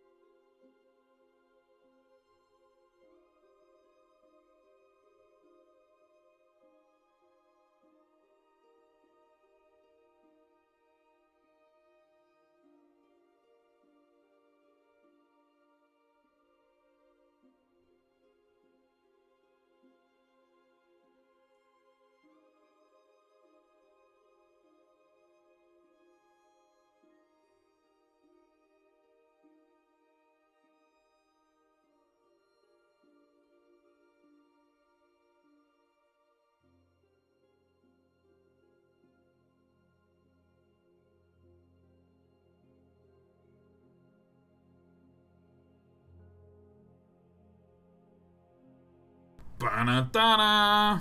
Yeah, I'm really thinking that against Nissa, who shaketh the world, I think I need to put in an Ixalan's Binding. Potentially, I also put in Deputy of Detention. I'm really, really struggling pretty hard with what we cut out, though. That's the tough question for me. What do I get rid of against that sort of deck? I feel like the Growth from the Ashes and the Arboreal Grazers are the least compelling cards in there. Van Karish from ZDP says, how you doing today, Mr. 9? All things considered, I'm doing pretty well. Not sure what I'm doing Wednesday or Friday. On Thursday, I'm going to Mr. In Control's memorial service. So I've been sort of a little focused on that as of late.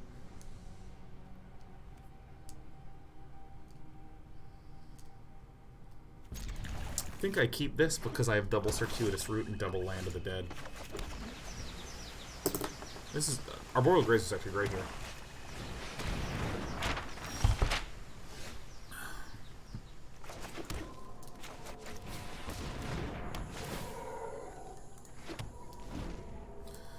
So I'm doing pretty good. Doing pretty good. I woke up at 5:45 today. I wanted to sleep in till 7:30, but no, I made myself get up. Ah,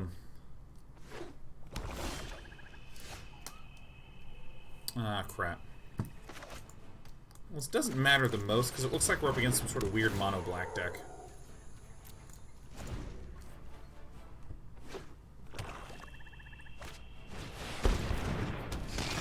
Dread Presence, eh?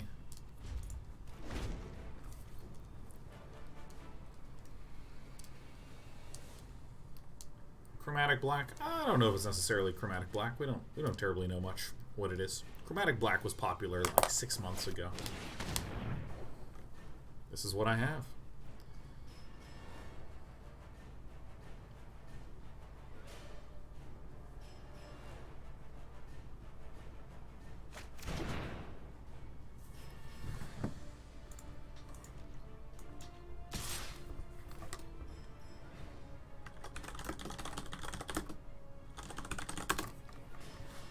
Oh my god, Savits. With the host for the 9 hundos. Thanks, Savits, man, how's it going? We're chumping it up with growth spirals right now.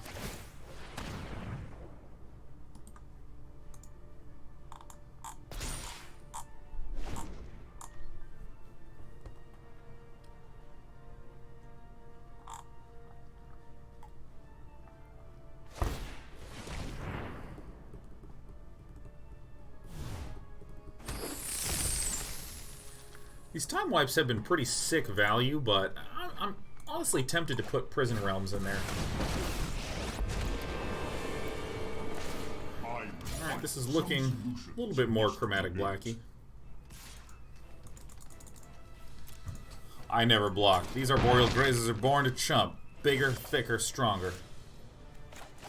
Oh, this is torture.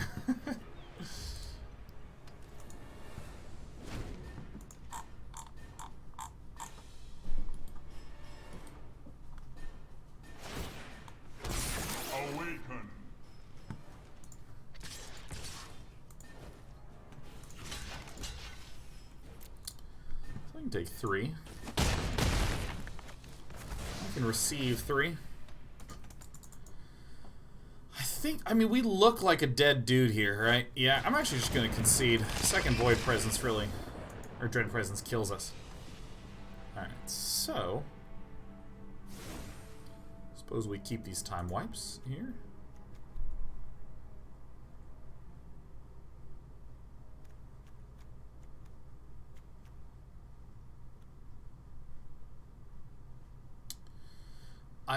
The hardest part I have with this list is knowing what the hell to cut. Like, what on earth do I cut from this list?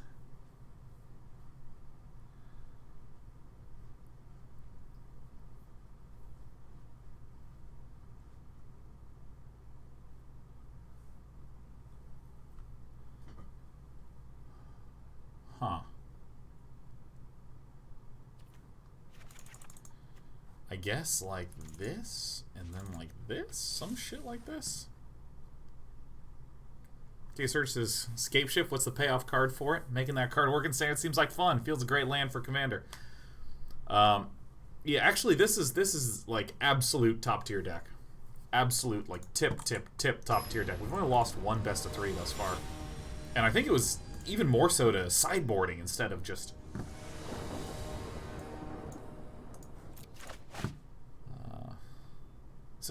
what decisions I made with my life. Alright. This first.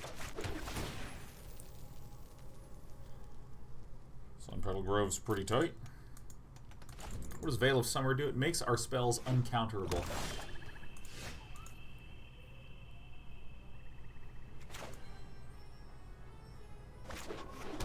Get this one out right now.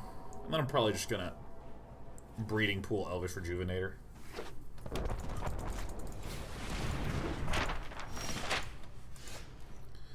Teferi's very, very good against that card.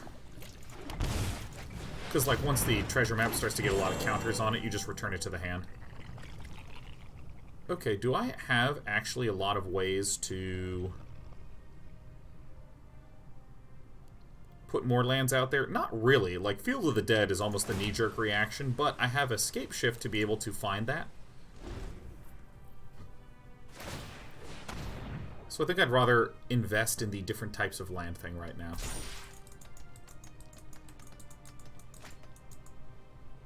K-Search says, wait, is that legit high tier? Like, yeah, like, literally. It is currently the most popular deck. Which is so fascinating to say aloud, you know?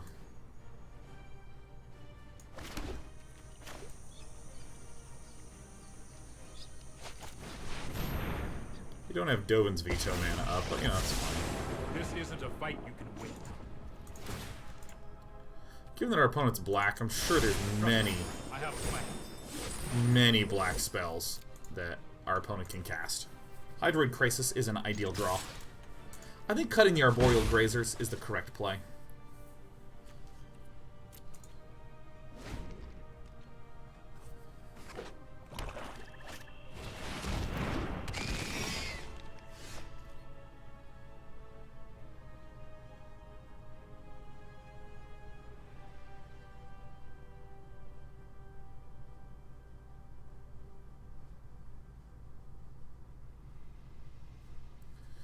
Okay. There's a Dread Presence.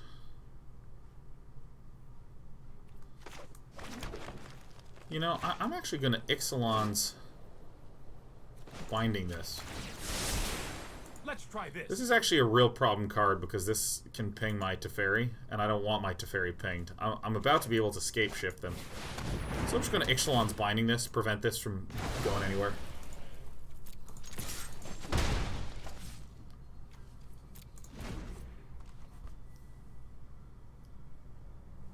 Luis says, God, I haven't played Magic since high school. It's like I'm really playing 15 years ago. Yeah, man. The nostalgia is strong in this game. Until the choices we make reveal who we are. Legion's End. Exile target creature an opponent controls with converted mana cost 2 or less. All creatures playing controls with the same name as that creature.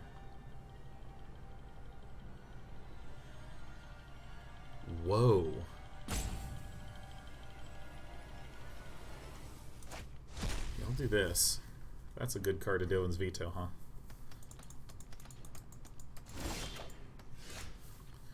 Okay, so if I do this... Boop. 1, 2, 3, 4, 5, 6, 7. So 6 lands would enter, so I'd get 6 2/2s.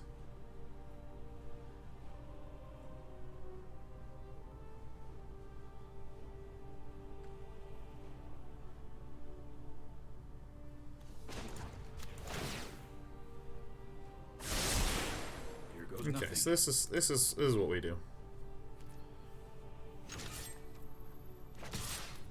Hit this guy.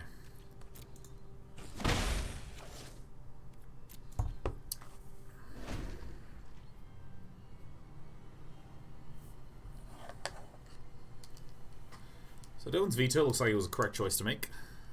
I kind of like this Ixalan's Binding move. I think that's maybe how we think of the matchups, right? Like, if I don't actually have a lot of aggressive threats early on, I don't need the Arboreal Grazers terribly much. This might be a completely erroneous line of reasoning, because it could be that we just need to ramp up as fast as humanly possible. This is sorcery speed, so I'm just not terribly worried about it. This is looking like a game we can win.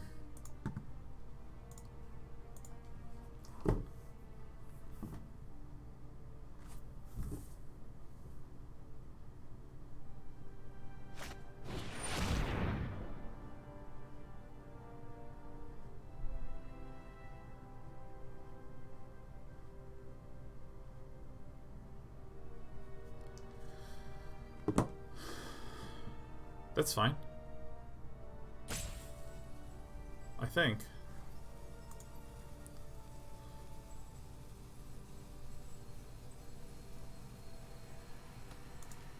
Yeah, that's 100% fine.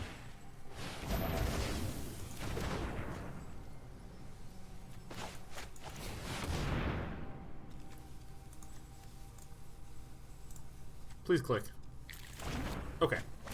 So we're gonna get a couple zombies, but like not, you know, shitload.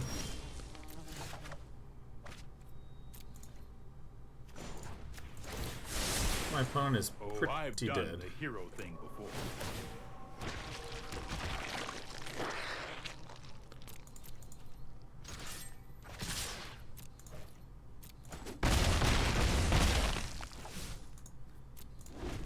Yeah, this is so strong.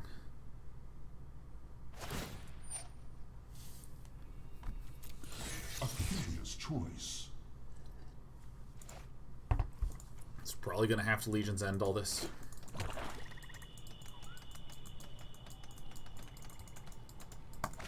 JPC guy says, too bad there's no easy way to remove a counter from Blast Zone. I just learned of one.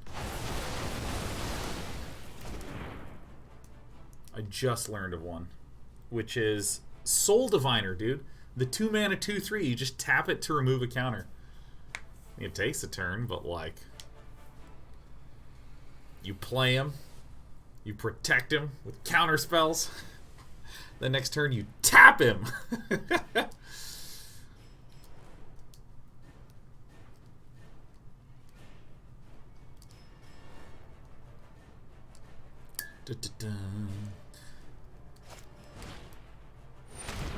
Yeah, we allow that.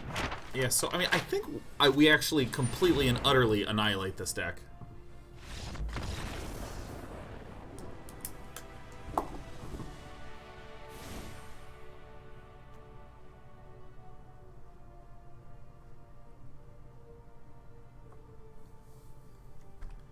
Yeah, I think I'm smart as fuck, man.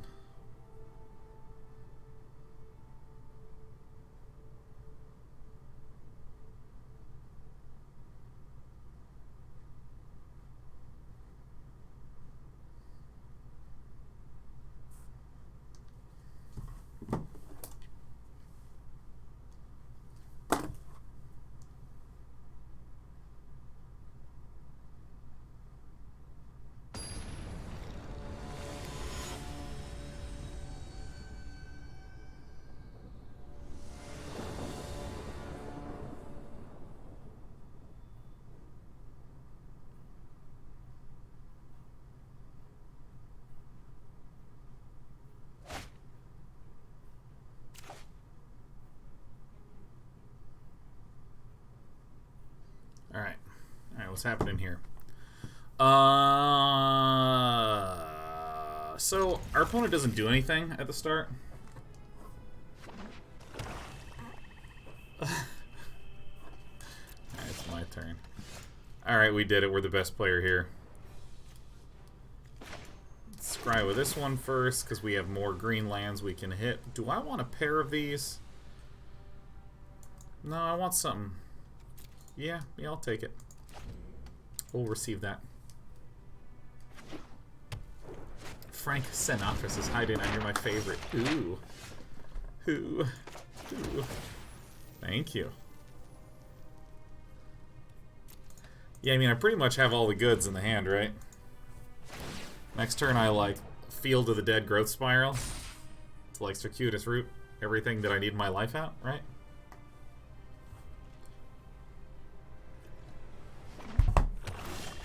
Okay, so I'm gonna play the Field of the Dead. Then we're just gonna pass on through. Mono black, so there's not really terribly much interactive stuff that can happen, with the exception of, say, some like discard, peer into the hand nonsense. This Field of the Dead could very well. Karn the Great Creator. That's an interesting one.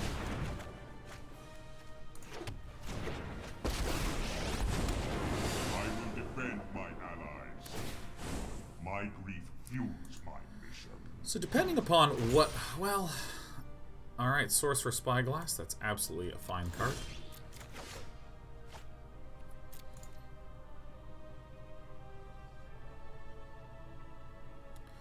So I guess we're just going to do the same thing again. We play the Temple Garden. It enters tapped.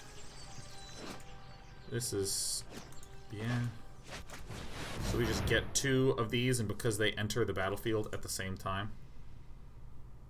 Please, please give me the blue ones.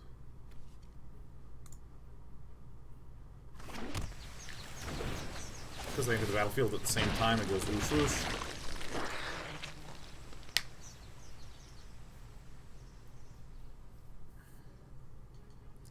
I mean, Sorcerer Spyglass to me doesn't really do anything.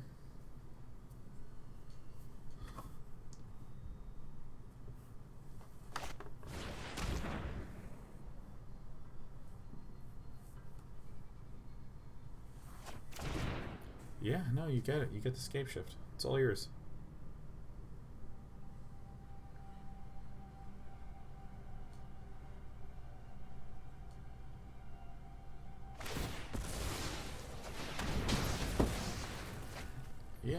Yeah, I'll do it. Probably this blue land. Like, I mean, I'm looking at what I'm working with, and this actually feels pretty okay. You will not threaten this world.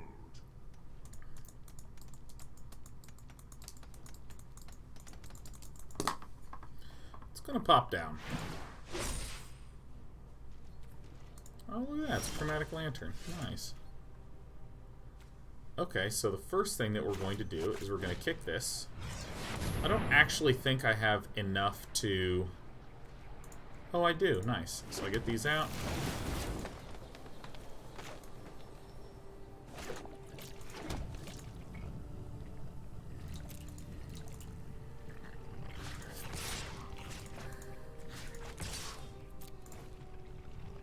I mean, I'm just going to leave up the Dovin's Veto, man.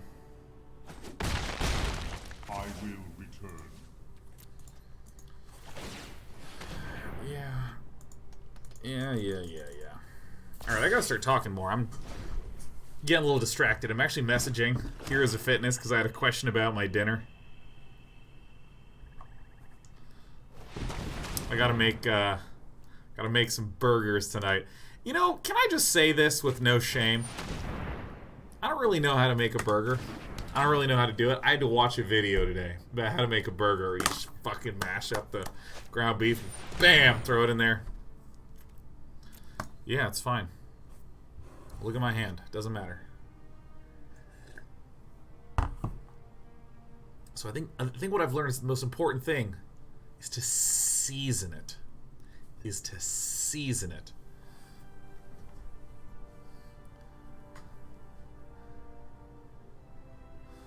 Binging with Babish has the best burger making vids. Look at this. Basics with...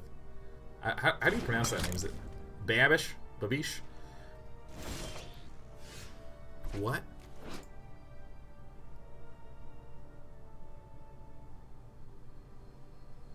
Babish. Okay, great. Activated abilities of sources with the chosen name can't be activated. Okay.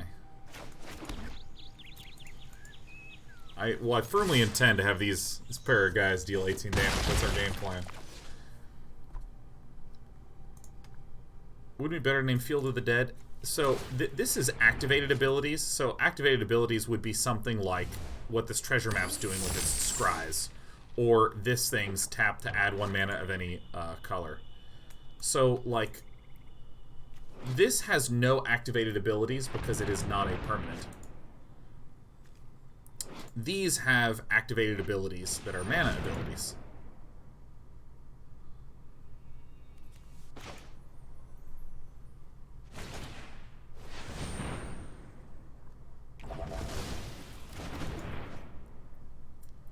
And Field of the Dead has what's called a triggered ability. A triggered ability.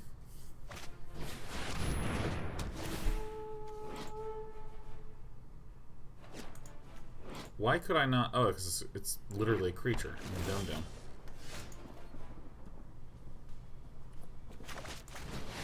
You know, I'm just gonna... I don't give a shit. I'm just gonna cast this.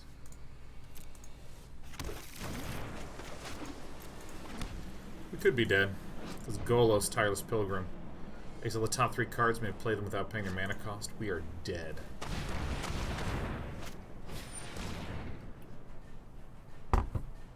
That's a good play.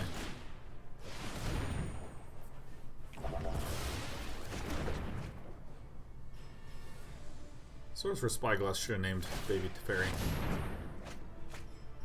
Oh, my opponent's up a game? When did my opponent win a game? Oh yeah, we got kind of awkwardly land slammed. I remember now.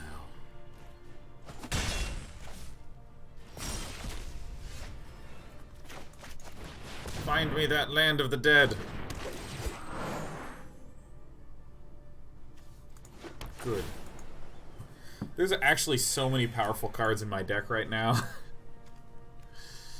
So let's see how many lands we have. We have 4, we have 8, we have 12, we have 14, and there's a 15th in there. So 15 minus... I can't remember if this land runs 26, 27, 28 lands, something like that. Helm of the Host. Nice plays.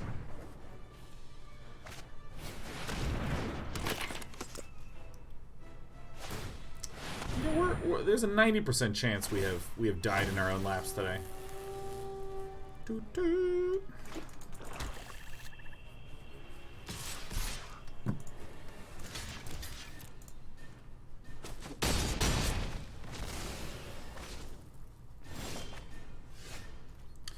You know, there's a probability I can still win, but I'm just going to go ahead and move on with my life. We got a little awkward on the land. We kept a hand that we probably should not have kept. And then, you know, sometimes you just flood out, so not the biggest deal.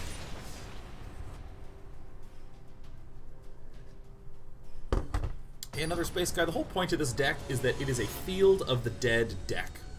So Field of the Dead lets us get zombies when we have lots of different land on the battlefield. So we have lots of things to get land out there, so... I just need to be a little bit more aggressive with mulliganing and slightly change our sideboard plan. So we've lost to an elemental deck. We lost a kind of wonky mono black deck.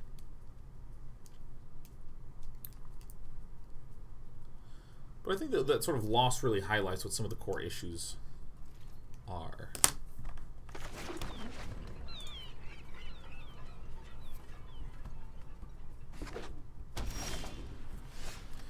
I'm still very, very unconfident about my Arboreal Grazer decisions. Like, just taking them out against certain decks. But I think I'm going to keep giving it a shot. I think that is the key. This Space Guy says, does this win condition work? Sounds super slow. It works in 2 ways. The first way it works is that we can, on end of turn, summon a bunch of 2/2 zombies by scape-shifting to destroy all our lands, resummoning them, and then each summons a zombie per Field of Dead. So we can get like 40 zombies out in a hurry.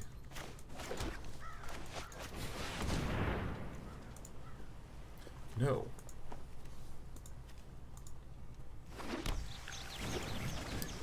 We also wind up doing it surprisingly quickly, given that we have so many cards that ramp. But the sort of alternative way in which we win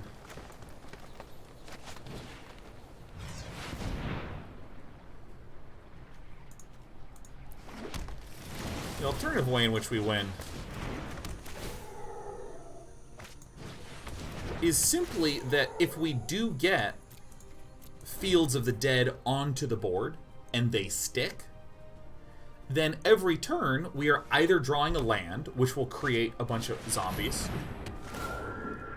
I know I should have kept one. Or we are getting useful creatures and things that will turn into zombies. So, like, now that I have all this stuff up, every single time I play a land, or almost every single card that I draw, will create 2/2 zombies. So that's what makes it really, really good.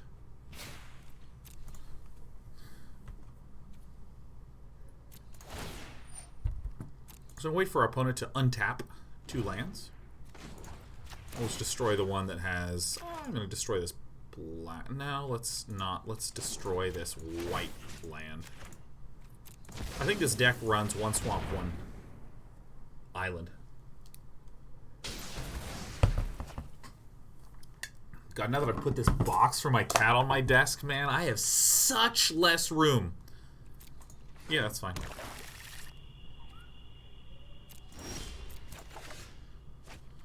So, like, for instance, here, we would normally be like, ah, man, dead draw. However, any land we draw is great.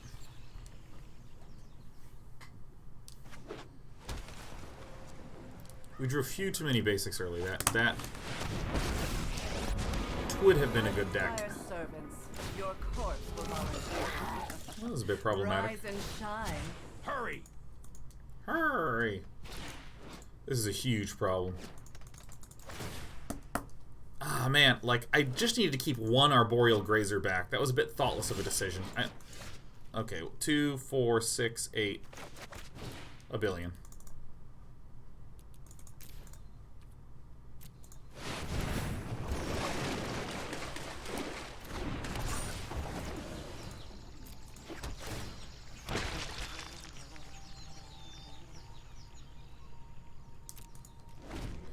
Teferi Time Raveler is going to be a very significant key card here. And could actually just net us the victory immediately. Oh my god, Nathrism says, is What the Deck going to be returning next Monday or the following? Yes. What the Deck is going to be happening on Monday the 5th, 1 week from today. We're doing it. We win. Very difficult to lose this, because this deck typically does not run counters. It might, but typically not. There are so many Extremely difficult situation to lose. You know what? I'm not done yet. Basically, the only way to lose, really, is if our opponent also gets a small Teferi and a Kaya's Wrath. And our opponent may have done it, so...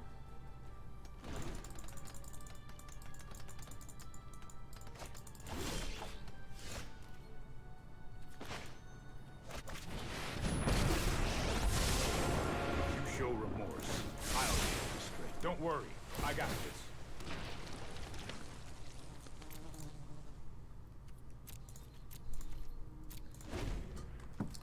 So the next What the Deck that's just getting posted in chat is that on Monday, it's going to be me versus Nox. It's the trigger happy one. Where either submit a deck that has 8 or more cards with Enter the Battlefield effector triggers, or 8 or more cards with Death effector triggers. Death effect or triggers.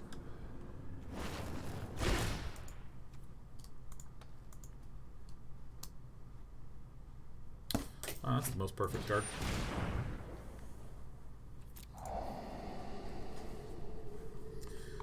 Boots V27's we had Emergence Zone.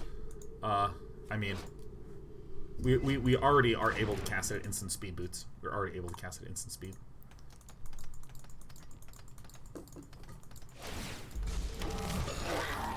Ooh, putrid, but effective. We need The to correct move decision is quickly. Kai's Wrath here.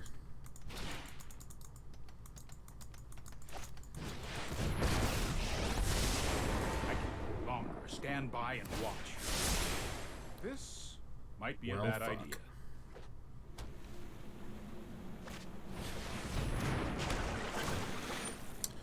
We should generally have a winning matchup in this circumstance.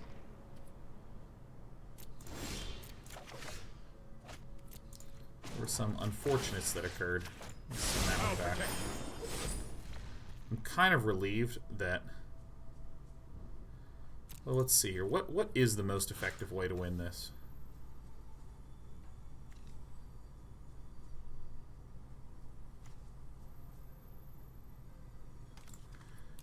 Everything sucks here.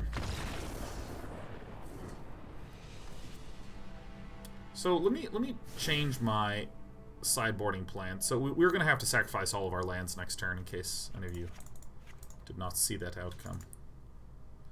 Dylan's Veto's good. I think we need all these Veils of Summer, and I think Time Wipes definitely come out.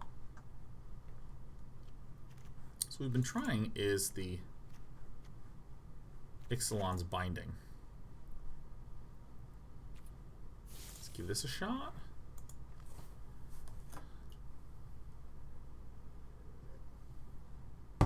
Scapeshifting for 5 or so was the play, maybe. Our opponent had a Kaya's Wrath in hand.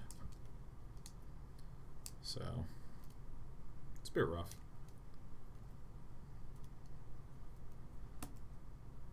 Really, the entire mistake in that game, it comes down to one simple turn, where I had 2 Arboreal Grazers in hand, and I said, whatever, I'll just throw them out. And my opponent the very next turn played a Basilica Bellhaunt and made us discard our Hydroid Krasis. Very dumb, very newbie, sort of amateur mistake. Like, why am I playing the Grazers against a deck that has discard effects? The turn before that would have happened. I mean, it pretty much everything is about that. All the decision-making afterwards is kind of irrelevant. This is a fine hand. Where can I submit a deck? I'm sorry, I forgot to say that. Yeah. Once again, What the Deck's happening on Monday at noon Pacific with me versus Nox. One of us is playing the Enter the Battlefield decks that have 8 or more cards with Enter the Battlefield effects or triggers. The other's playing the Death Effects deck, the 8 or more cards with Death Effect or triggers. You can go to our Discord, discord.gg/day9tv. If you're wondering what that is, just Google Day9TV Discord and you can just join it right away. And there's a deck submissions channel that has the entire description of how to submit there. Okay, we're gonna do this. I'm feeling a wee bit annoyed that we just kind of threw that game 1. Just due to it's very simple decisions, like leave the Arboreal Grazers back. Okay, what to do? I think I actually do wish to do this. I think it's just so important to me to get more different types of colored mana out.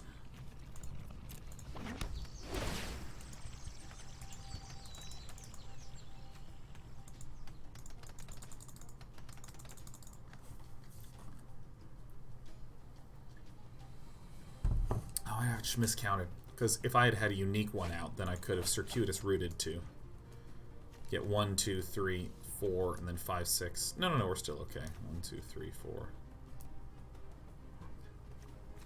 Yeah, well, this would have gone to 6, 7.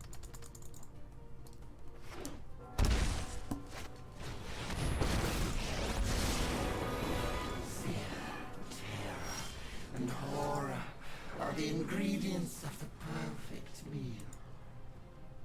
Okay, so that is a 3 mana 1. This is actually perfect.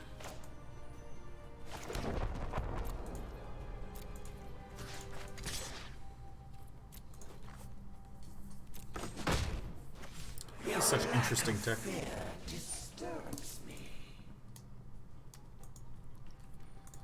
We will be able to get that off. The voice acting on Ashiok is so sick. I am not going to sit this one out. So this is... That's great.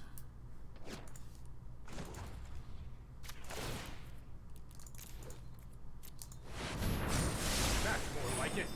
Because I'm going to get an additional activation of this, which is good.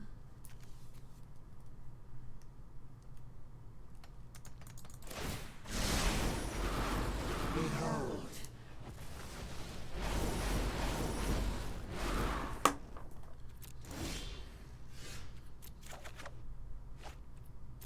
Cool.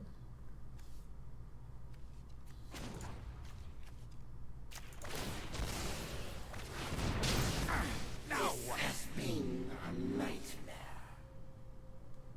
I fucked up. I lose the game.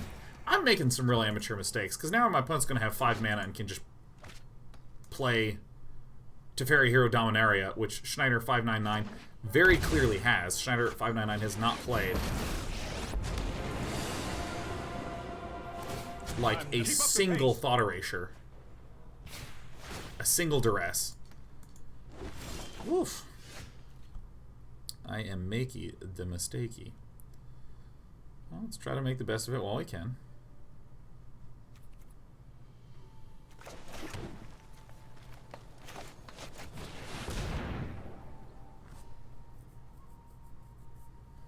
That's escape shift. No, cancel. Wait, how do you cancel this? I meant to drag out the Circuitous Route. Alright, shame concede. Alright, that was just a very painful throwy match. None of the Z Control Z buttons did a thing.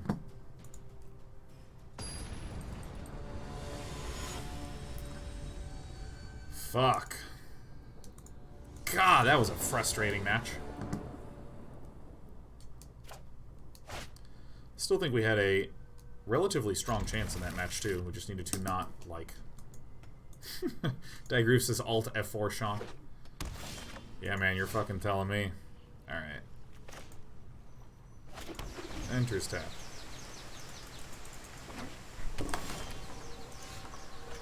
Alright, so this is looking like a Sultai Field of the Dead deck. Time Wipe's going to be very good in this matchup, but more than anything, the fact that my opponent is... Well, my opponent might not be Sultai, but... Opponent has the look and feel of a Sultai person.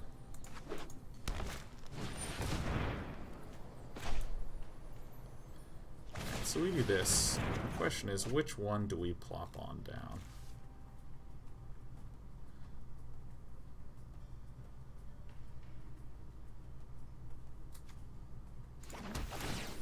Take a peek here.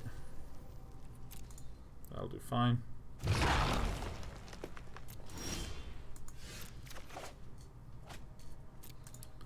I'm really, really, really loving this Time Wipe in the board. I mean, this just feels fantastic.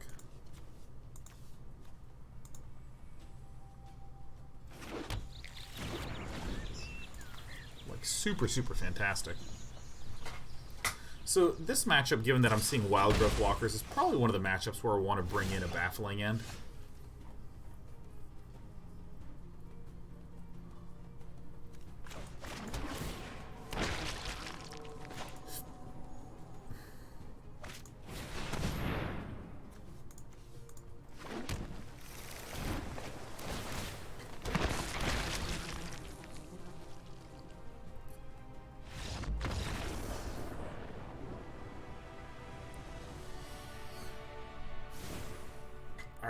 So, what am I going to do? I feel like the... What do I think about Deputy of Detention? That probably doesn't make sense in this matchup. Ashiok is just always here off to the side.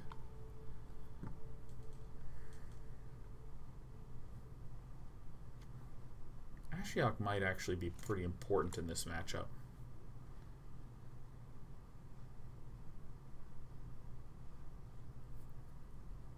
Because if we see a Wild Growth Walker, we probably want to get in the Baffling Ends.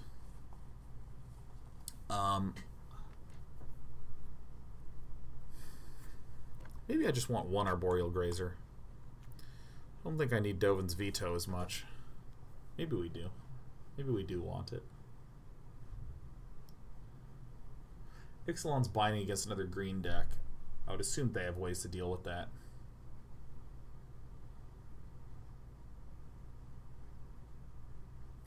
Okay, this is me experimenting a little bit.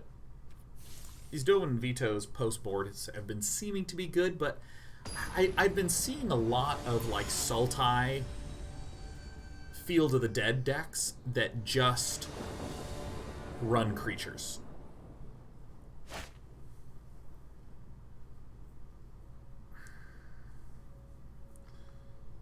I think I hang on to this. I can grow from the ashes into the blue land.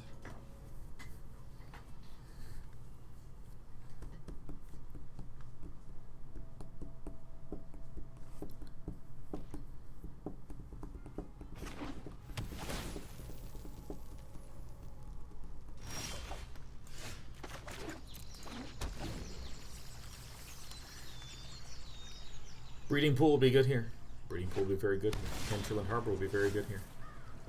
That is okay.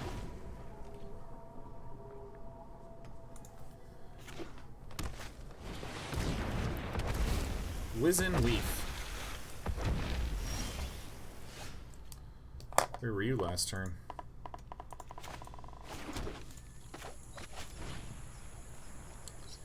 I'm gonna do a baby grow from the ashes, get a blue source. God, the game's been lagging so much since the last patch. Whoa. At least I justify this. I would not be surprised if it was Command the Dread Horde. I noted this somewhere.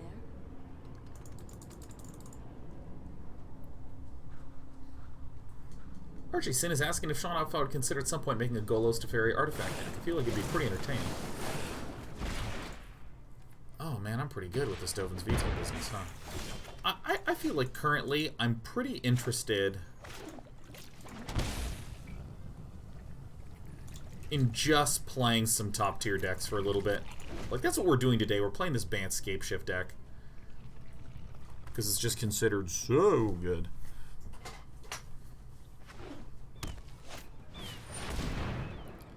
Yeah, see, this is why I boarded in Ashiok.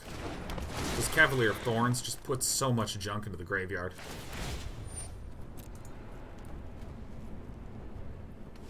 Ashiok and Time Wipe, I think, are obviously very good combos here. Revealed cards. A lot of Hydroid Krasis in the bin. Ooh, that would be really good to absolutely nuke. By the way, I love this, like, Cavalier of Thorns turn 4, turn 5 play. I think it's so cool. Grafdigger's Cage would hose a Command the Dread Horde deck. Yeah. I think you will find my notes helpful.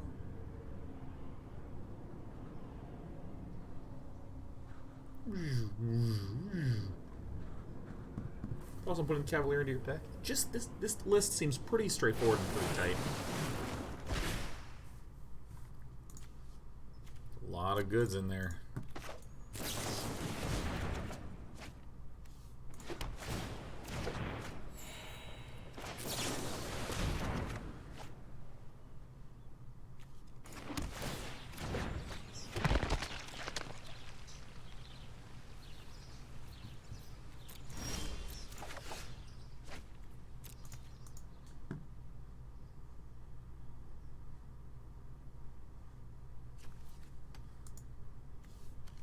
Now here is a very interesting situation.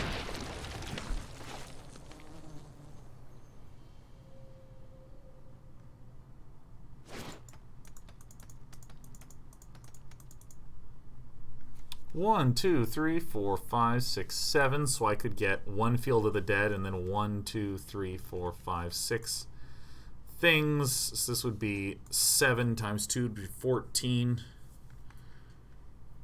Triggers, we need 10 to be able to pierce through, so that is basically, well...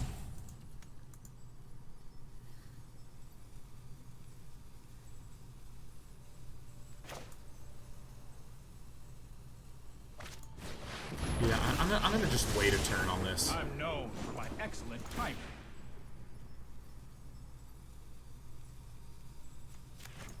I'll protect you. Alright, so we get rid of that one.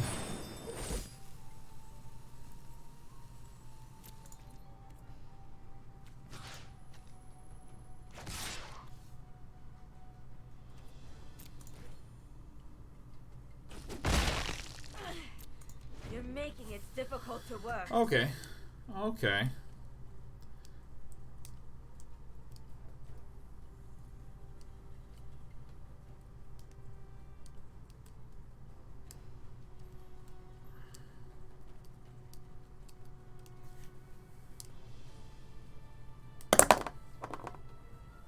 My concern is primarily trying to have a solution to this card and trying to keep Teferi Time Raveler alive.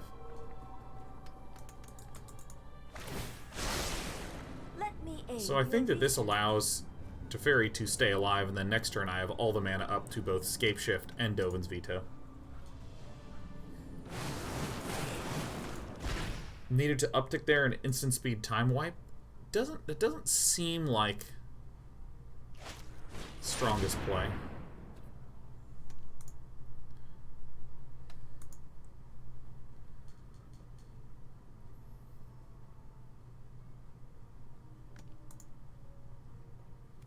Yeah, if my opponent Legions ends, then I have the Dovin's Veto. There, mana up. I think I want to allow that to resolve.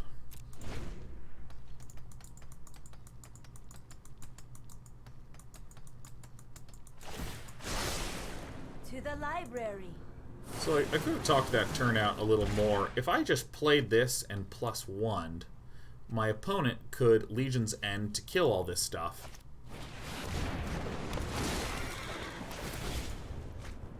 And I could let that happen, and then afterwards I could Scapeshift and just hope there's nothing there.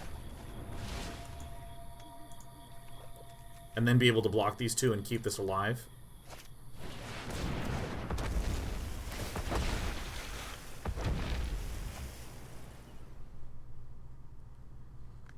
However, I feel like what's preferential is to be able to stay alive for a full turn. And then be able to have all the mana up for a Dovin's Veto and a Scapeshift. So that way I can Scapeshift a little bit more comfortably. Did I say Scapeshift more comfortably? Trust me, I have a plan.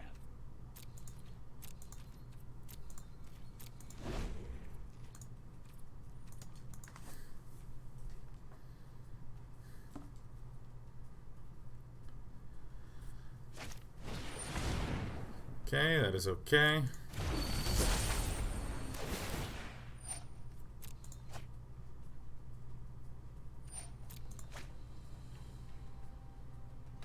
And now it's actually okay if my opponent swings and I can just block these two, because this has 2 toughness now, or 2 loyalty instead of 1 loyalty.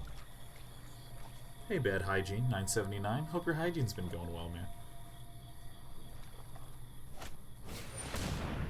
Alright, a Leafkin is, again, fine.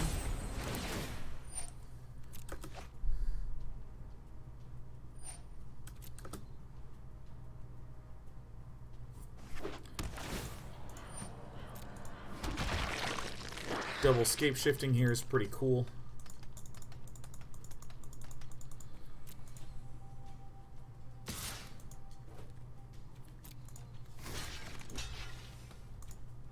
Doesn't have Trample, which is fine. Setoni says, I still don't really understand why you couldn't escape shift at the end of their turn 2 turns ago. Because we only had 5 mana available, which is escape shift with no Dovin's Veto available. And it would have left me with no real ability to defend against an... defend against Counterspell. I don't know why I tried to explain that twice. But they couldn't counter it because of your Teferi.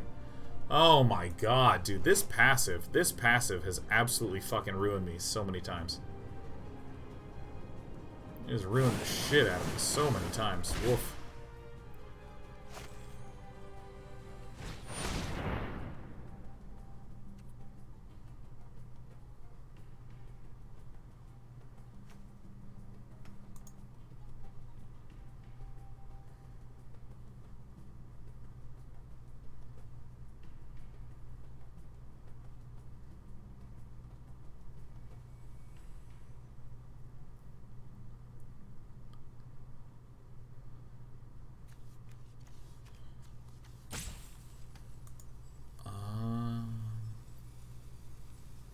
I think the play is not Dovin's Veto and Scapeshift, because we just don't get enough zombies. We get 1, 2, 3, 4, 5, 6, 7, 8.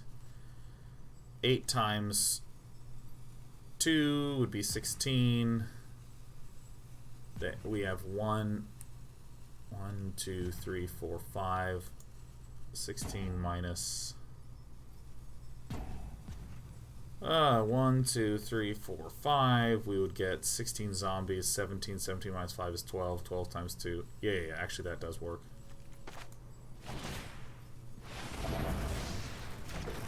Alright. Apologies to my opponents, because I just can't count quickly enough. So we get 2 Lands of the Dead. Sorry, it's Field of the Dead. That's my bad. This blossoms, this breeds. That one, this one, this one, this one. It doesn't really matter. If I missed click, then that's like so funny.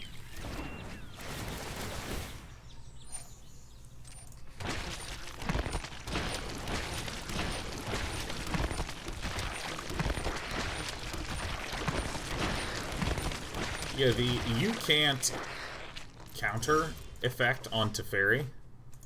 Dude, it still gets so many people, man. I was literally just watching a streamer today who played Baby Chandra. And Baby Chandra -2'd to be able to recast a spell from the graveyard on something. But that doesn't work.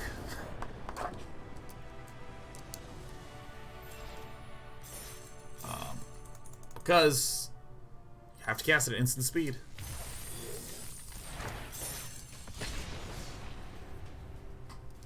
Two sixes, I saw that too. Yeah.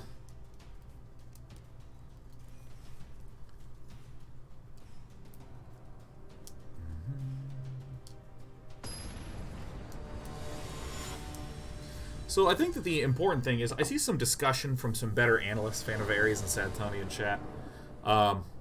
I think regardless of whether a play that I made wound up being correct, it's all sort of soured by the fact that I, completely...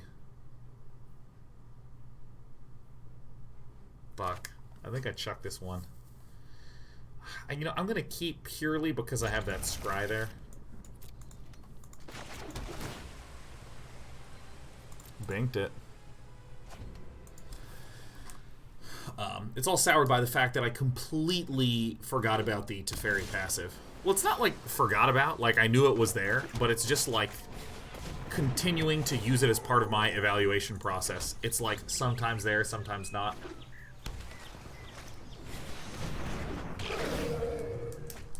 Okay, what are we up against? Barbacoa, which is just a friggin' delicious kind of food. Oh my god, I really want to eat. Dude, this calorie counting shit, man. So Tony says passive abilities were for sure a playability design error. I have real mixed feelings on passives, because I think the passive abilities are fan-fucking-tastic.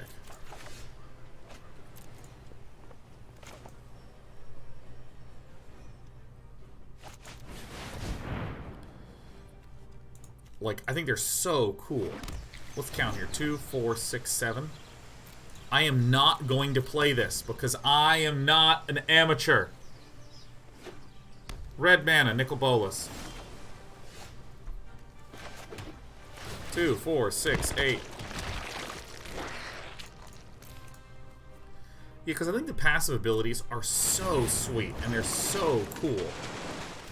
But they're just so hard to remember because there's nothing active about them. There's nothing active about them. So, I mean, I have seen more players at a high level whiff on Planeswalker passives than I have ever seen any kind of misplay, ever. I have no idea what kind of deck our opponent is.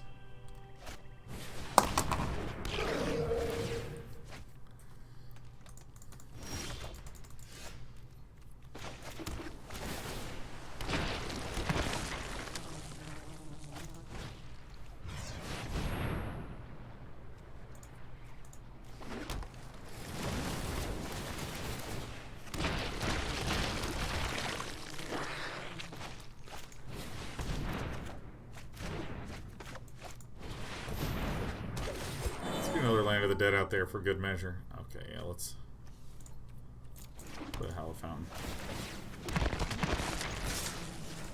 Like, still no Scapeshift.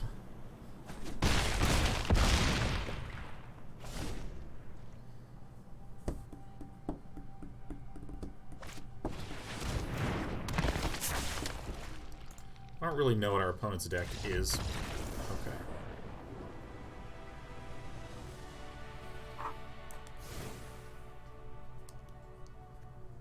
Omega Ura says, aren't passives just enchantments with extra abilities? There are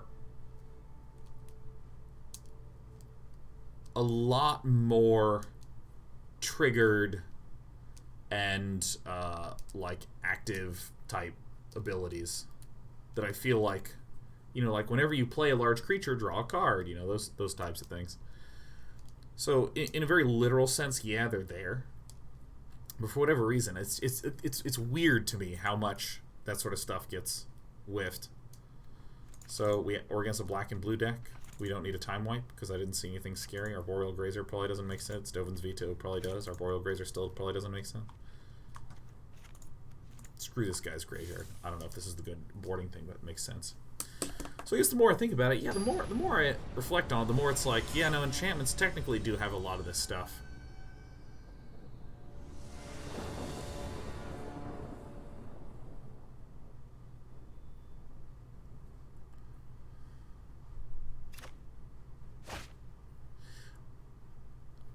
And now that I've talked about it, I feel like it's the denial effects. It's like the creature or the player is prevented from doing XYZ thing.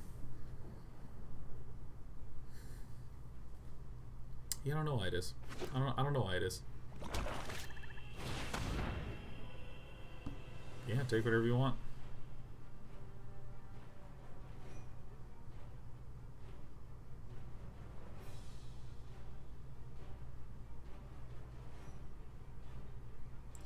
Yeah, I mean, I personally am like just such an enormous fan in general of passives that I'm just like, whoa, go passives, yeah.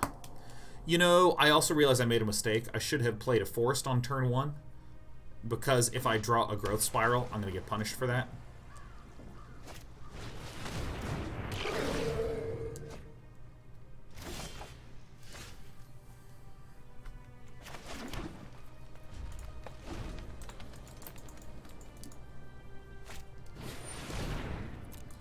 Dusk Legion Zealot. I still don't know what kind of deck my opponent is. I'm happy we're playing Bant Scapeshift. It's working very well. Megara says, is it more just that players assume Planeswalkers equals active and enchantments equal passive, pure memory? It could, that I think might be a reasonable explanation for it. Because, I mean, I'm sort of just sharing anecdotes that I've seen. I'm not like, you know, necessarily presenting the most thoroughly thought out, data-driven type of point.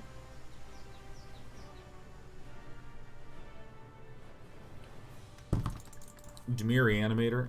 I mean, I have a whiff of that, but I don't even know how this deck works. I've never seen this deck in my life. It's going to reanimate Agent of Treacheries and steal your Field of the Dead. Is that how that works?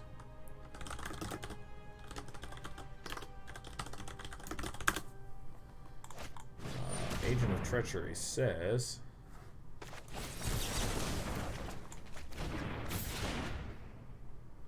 gain control of target permanent. Fuck.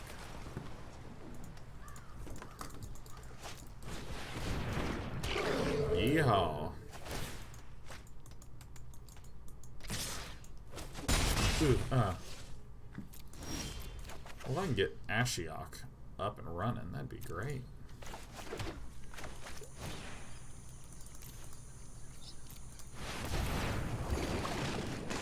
Woohoo! Grow from the ashes. All right. I love Veil of Summer. I love, love, love Veil of Summer. It is like such a cool card. Okay, let's do it.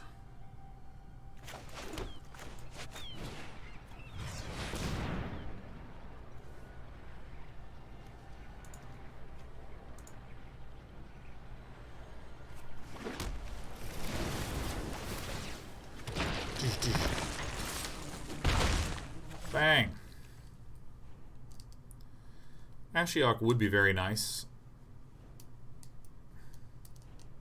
My opponent still does not have enough mana to cast Agent of Treachery, which is 7 from Heaven mana. It's going to be at 1, 2, 3, 4, 5. Yeah, nothing good's here. Flying Sea says, what's your all-time favorite deck to play? Selesnya Tokens is pretty awfully gosh dang up there, you know.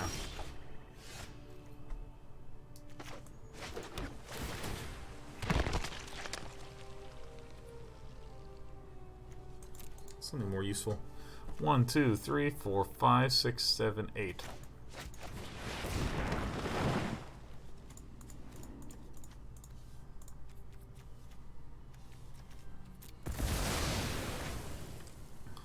I'm just gonna get these Field of Deads out one at a time. Okay, so I want the Temple of Malady, the Temple of Mystery. These Thornwood, Tranquil Cove guys. Probably Temple Garden seems pretty good. Hallowed Fountain seems pretty good. Enter tap. Enter tap. Naya Ramp was awfully damn fun for sure.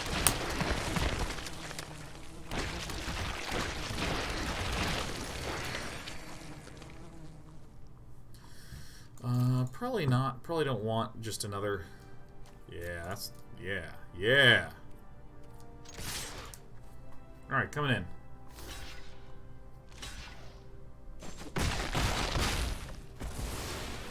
I gotta be really careful because there's a lot of 1-ofs in this deck.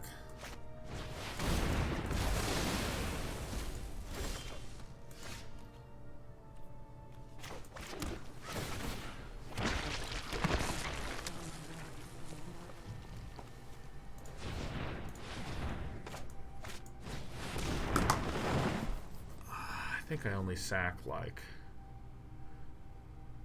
5.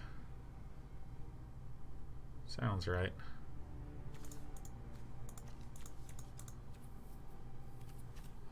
Oh boy, I'm bad.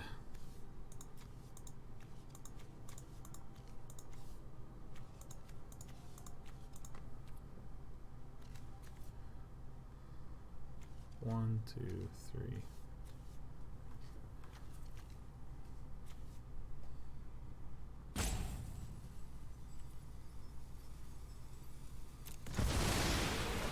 I have 1 timeout, so that's good. Let's get the blast zone out. Choose up to 5. 1, 2, 3. So this, that's 3. And then we have 1, 2, 3, 4, 5, 6. So we actually can get another Field of the Dead out, right? We don't have a Breeding Pool out. We don't have a Blossoming Sands out. We don't have a Blast Zone out. Oh, an Azorius Guildgate out. Great. Alright, by muttering to myself, I have summoned so many zombies!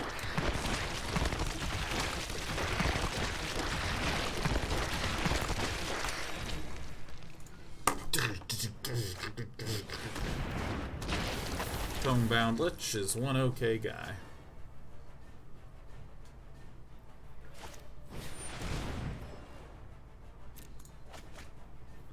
We allow that for sure. Alright. Baby game for babies. Alright, I'm going to do a final game. And then I'm going to have to go incredibly season my burger. And tomorrow I'm just going to be doing try-hard games. I might just do Black-White Vampires. It's a very, very linear deck. Super straightforward. Even more so straightforward than this one. I still think Esper Hero is like one of the hardest decks to play. So damn hard.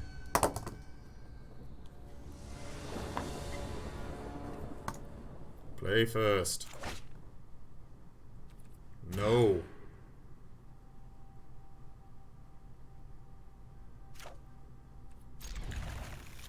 I mean, is that kind of good?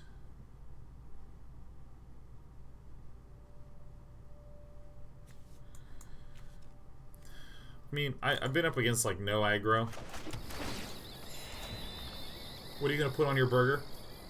Salt and pepper. 1 slice of cheese. Mustard.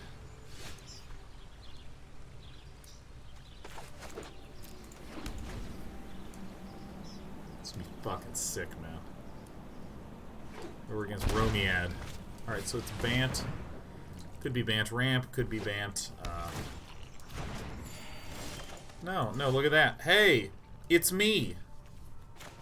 I'm up against myself.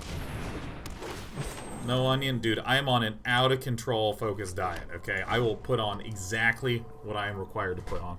If I want it to taste good, it wouldn't just be a plain burger, man. It's literally probably going to be a bun, a patty, a thing of cheese, salt, pepper, mustard. It's gonna be it. I do like mustard. I like spicy mustard. I am a spicy mustard man.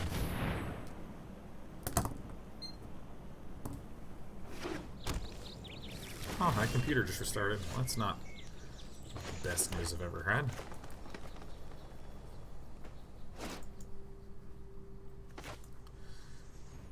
I'm just gonna begin summoning zombies.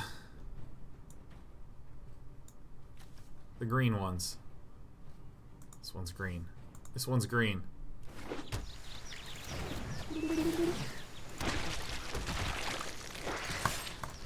Everything's gonna be running in the oven. I got some fries that we're gonna be making up in the microwave. Got some vegetables I'm gonna be making. I feel like no onions is a bit too far though. This is Lothar Cardamom. Only if they're caramelized. I like a good caramelized mushroom. Caramelized mushroom, caramelized onion, excuse me. I like a caramelized mushroom. I am a psychopath. Oh, this game's about to get so stupid. This game's about to get so fucking stupid. Ba-boom. 1, 2, 3, 4, 5, 6, 7.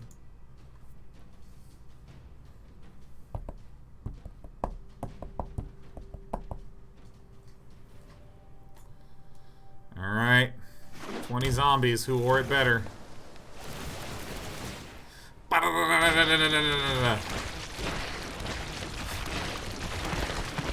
If I draw land off the top. Oh.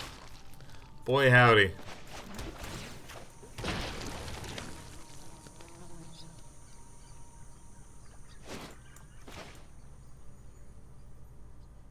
Greed is good, right? Wasn't good this time.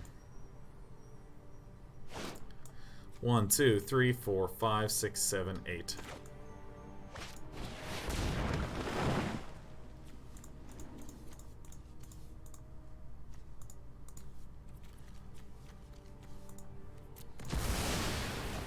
What? I didn't fucking hit a land!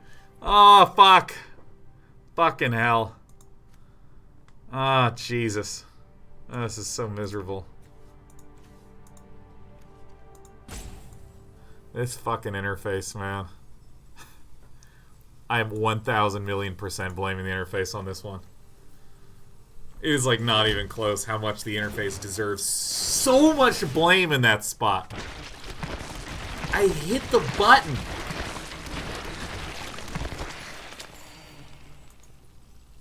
Yeah, I want that on the fucking top of the deck. God. Leave it there. Send in the zombies. Yeah, that's right.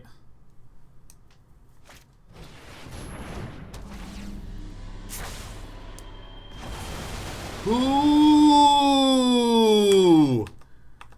Ah! Fuck! Fucking come on! Ah, this deck fucking blows, man.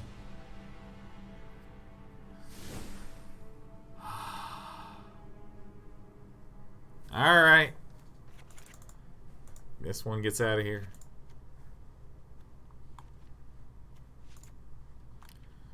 Ashiok. Shit slammer.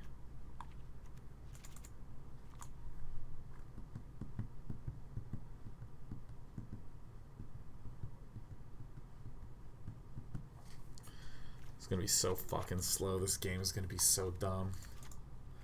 Putting in my Dovin's veto. I'm kind of tempted to put in like triple Veil of Summer, man.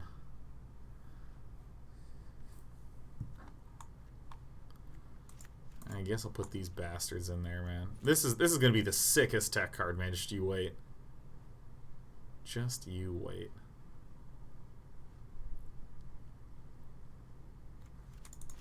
You know, I'm actually going all in on this plan. Blanket Burrito 18 says, if you were one of the Planeswalkers, who would you be? I would be like that shitty 6 mana unused Johnny Planeswalker. Then I would just be like, +3! Gain 3 life! That's like all I do, man. I would be the most useless Planeswalker. I'd be like, everyone looking at me like, yeah, he's just like super overcosted. Like, I'm not going to run him. This is a bad hand. I don't really give a shit.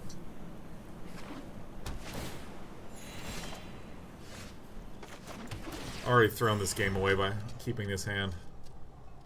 I'm gonna make a burger. I don't give a damn. Yeah, my ult is just like, gain 3 life at the start of your turn for the rest of the game. Everyone's like, that's just not a particularly good... It's like not a value card. Let's slow this down. Oh, I've done the hero thing before. Alright, it's working.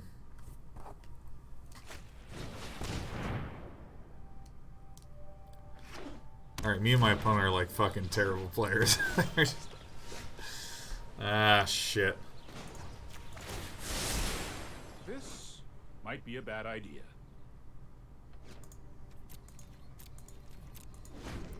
Yeah, everything's pretty rough here, man.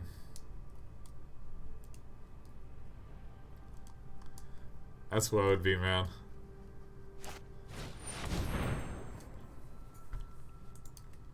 Alright, well, it looks like we're gonna go +1, take 1, +1, take 1. Just ad nauseum.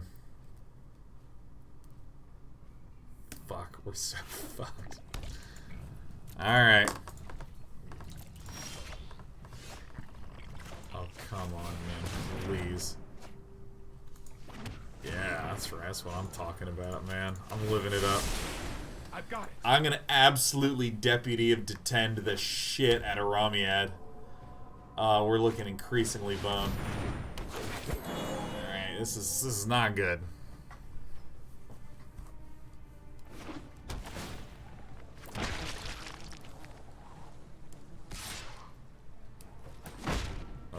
That didn't pan out. Oh, this is so fucking sad, dude. Ugh. Boom. Growth Spiral, nice. No, I am not making this up as I go. No! I am not making this up as I go. Please don't have removal, Romiad. I just need this stupid Teferi 3 to live. Just this one time I need it to live. Scapeshift for 100 billion. Oh! Fuck. We're so dead. This is so horrible.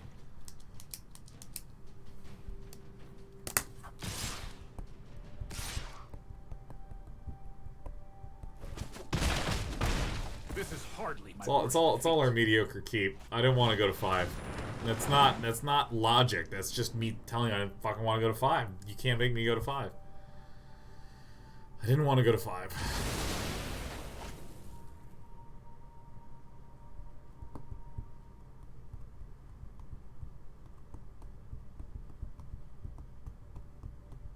I'm just gonna make a burger. I'm gonna make a boiga. That's what I'm gonna do. Has anyone who loves me texted me? Yes. That's good. Fuck out of here, man. I got 4 mana.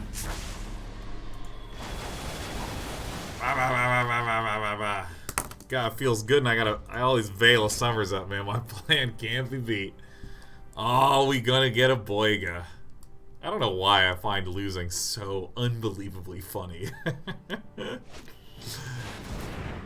Ah, shit. Alright, well, you know, you got me there. Yeah, 5/5 flyer. Yeah, it's... Yep.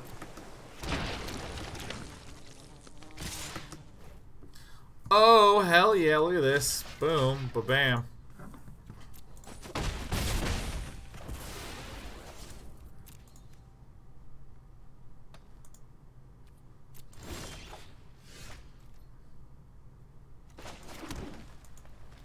Yeah. Alright, we're gonna be doing a lot of stuff. End of turn, man.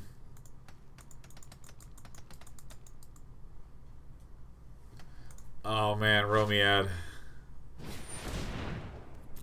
It resolves. It's gonna be big Scapeshift coming up, man. I'm telling you. Like, this is my last sweepery deep redo, man. My final one.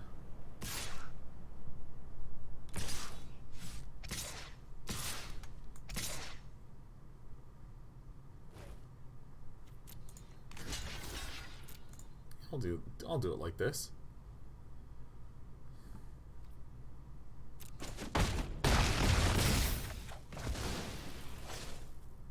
Do it like this, you know?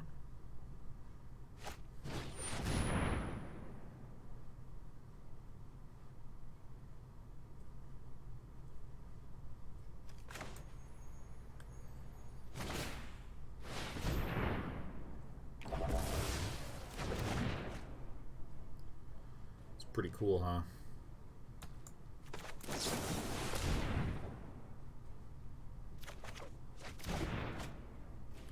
Good. Perfect.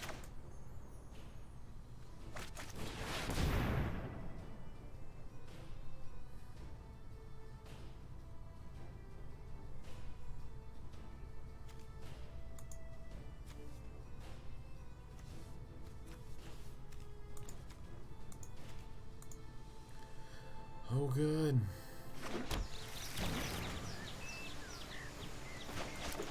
And this guy comes out. Yeah, that's it. Alright, I really don't know how we don't die to this giant flapping Krasis monster.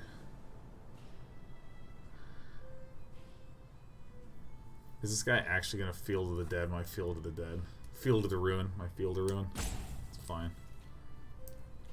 You know what? I'm just going to elect not to attack with this guy. That seems like the play to me.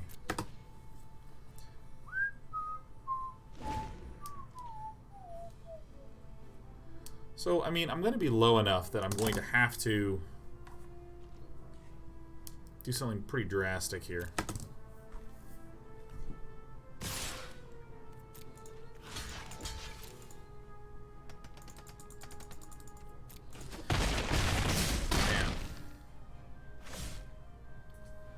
Man.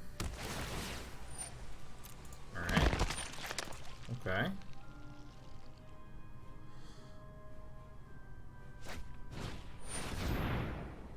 That's not good. Sorry I'm late. Please just bounce this. Please, please just bounce this. Bounce this. Please bounce this. Here we go. Ah. Oh, good. Really good. This is perfect.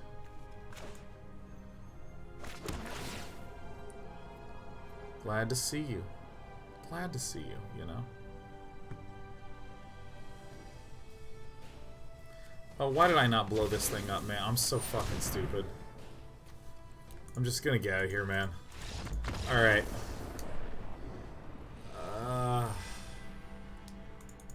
I needed to blow up the enemy's Field of Ruin, then I could have played the Field of the Dead, then I could have scape-shifted to summon a bunch of stuff and Deputy of Detention his flyer, and I would have had more shit. Fuck. It's alright, it's time for a Boiga. I'm just going to be doing a show tomorrow, normal 1 to 7, and that's it. I'm leaving. Goodbye. GG.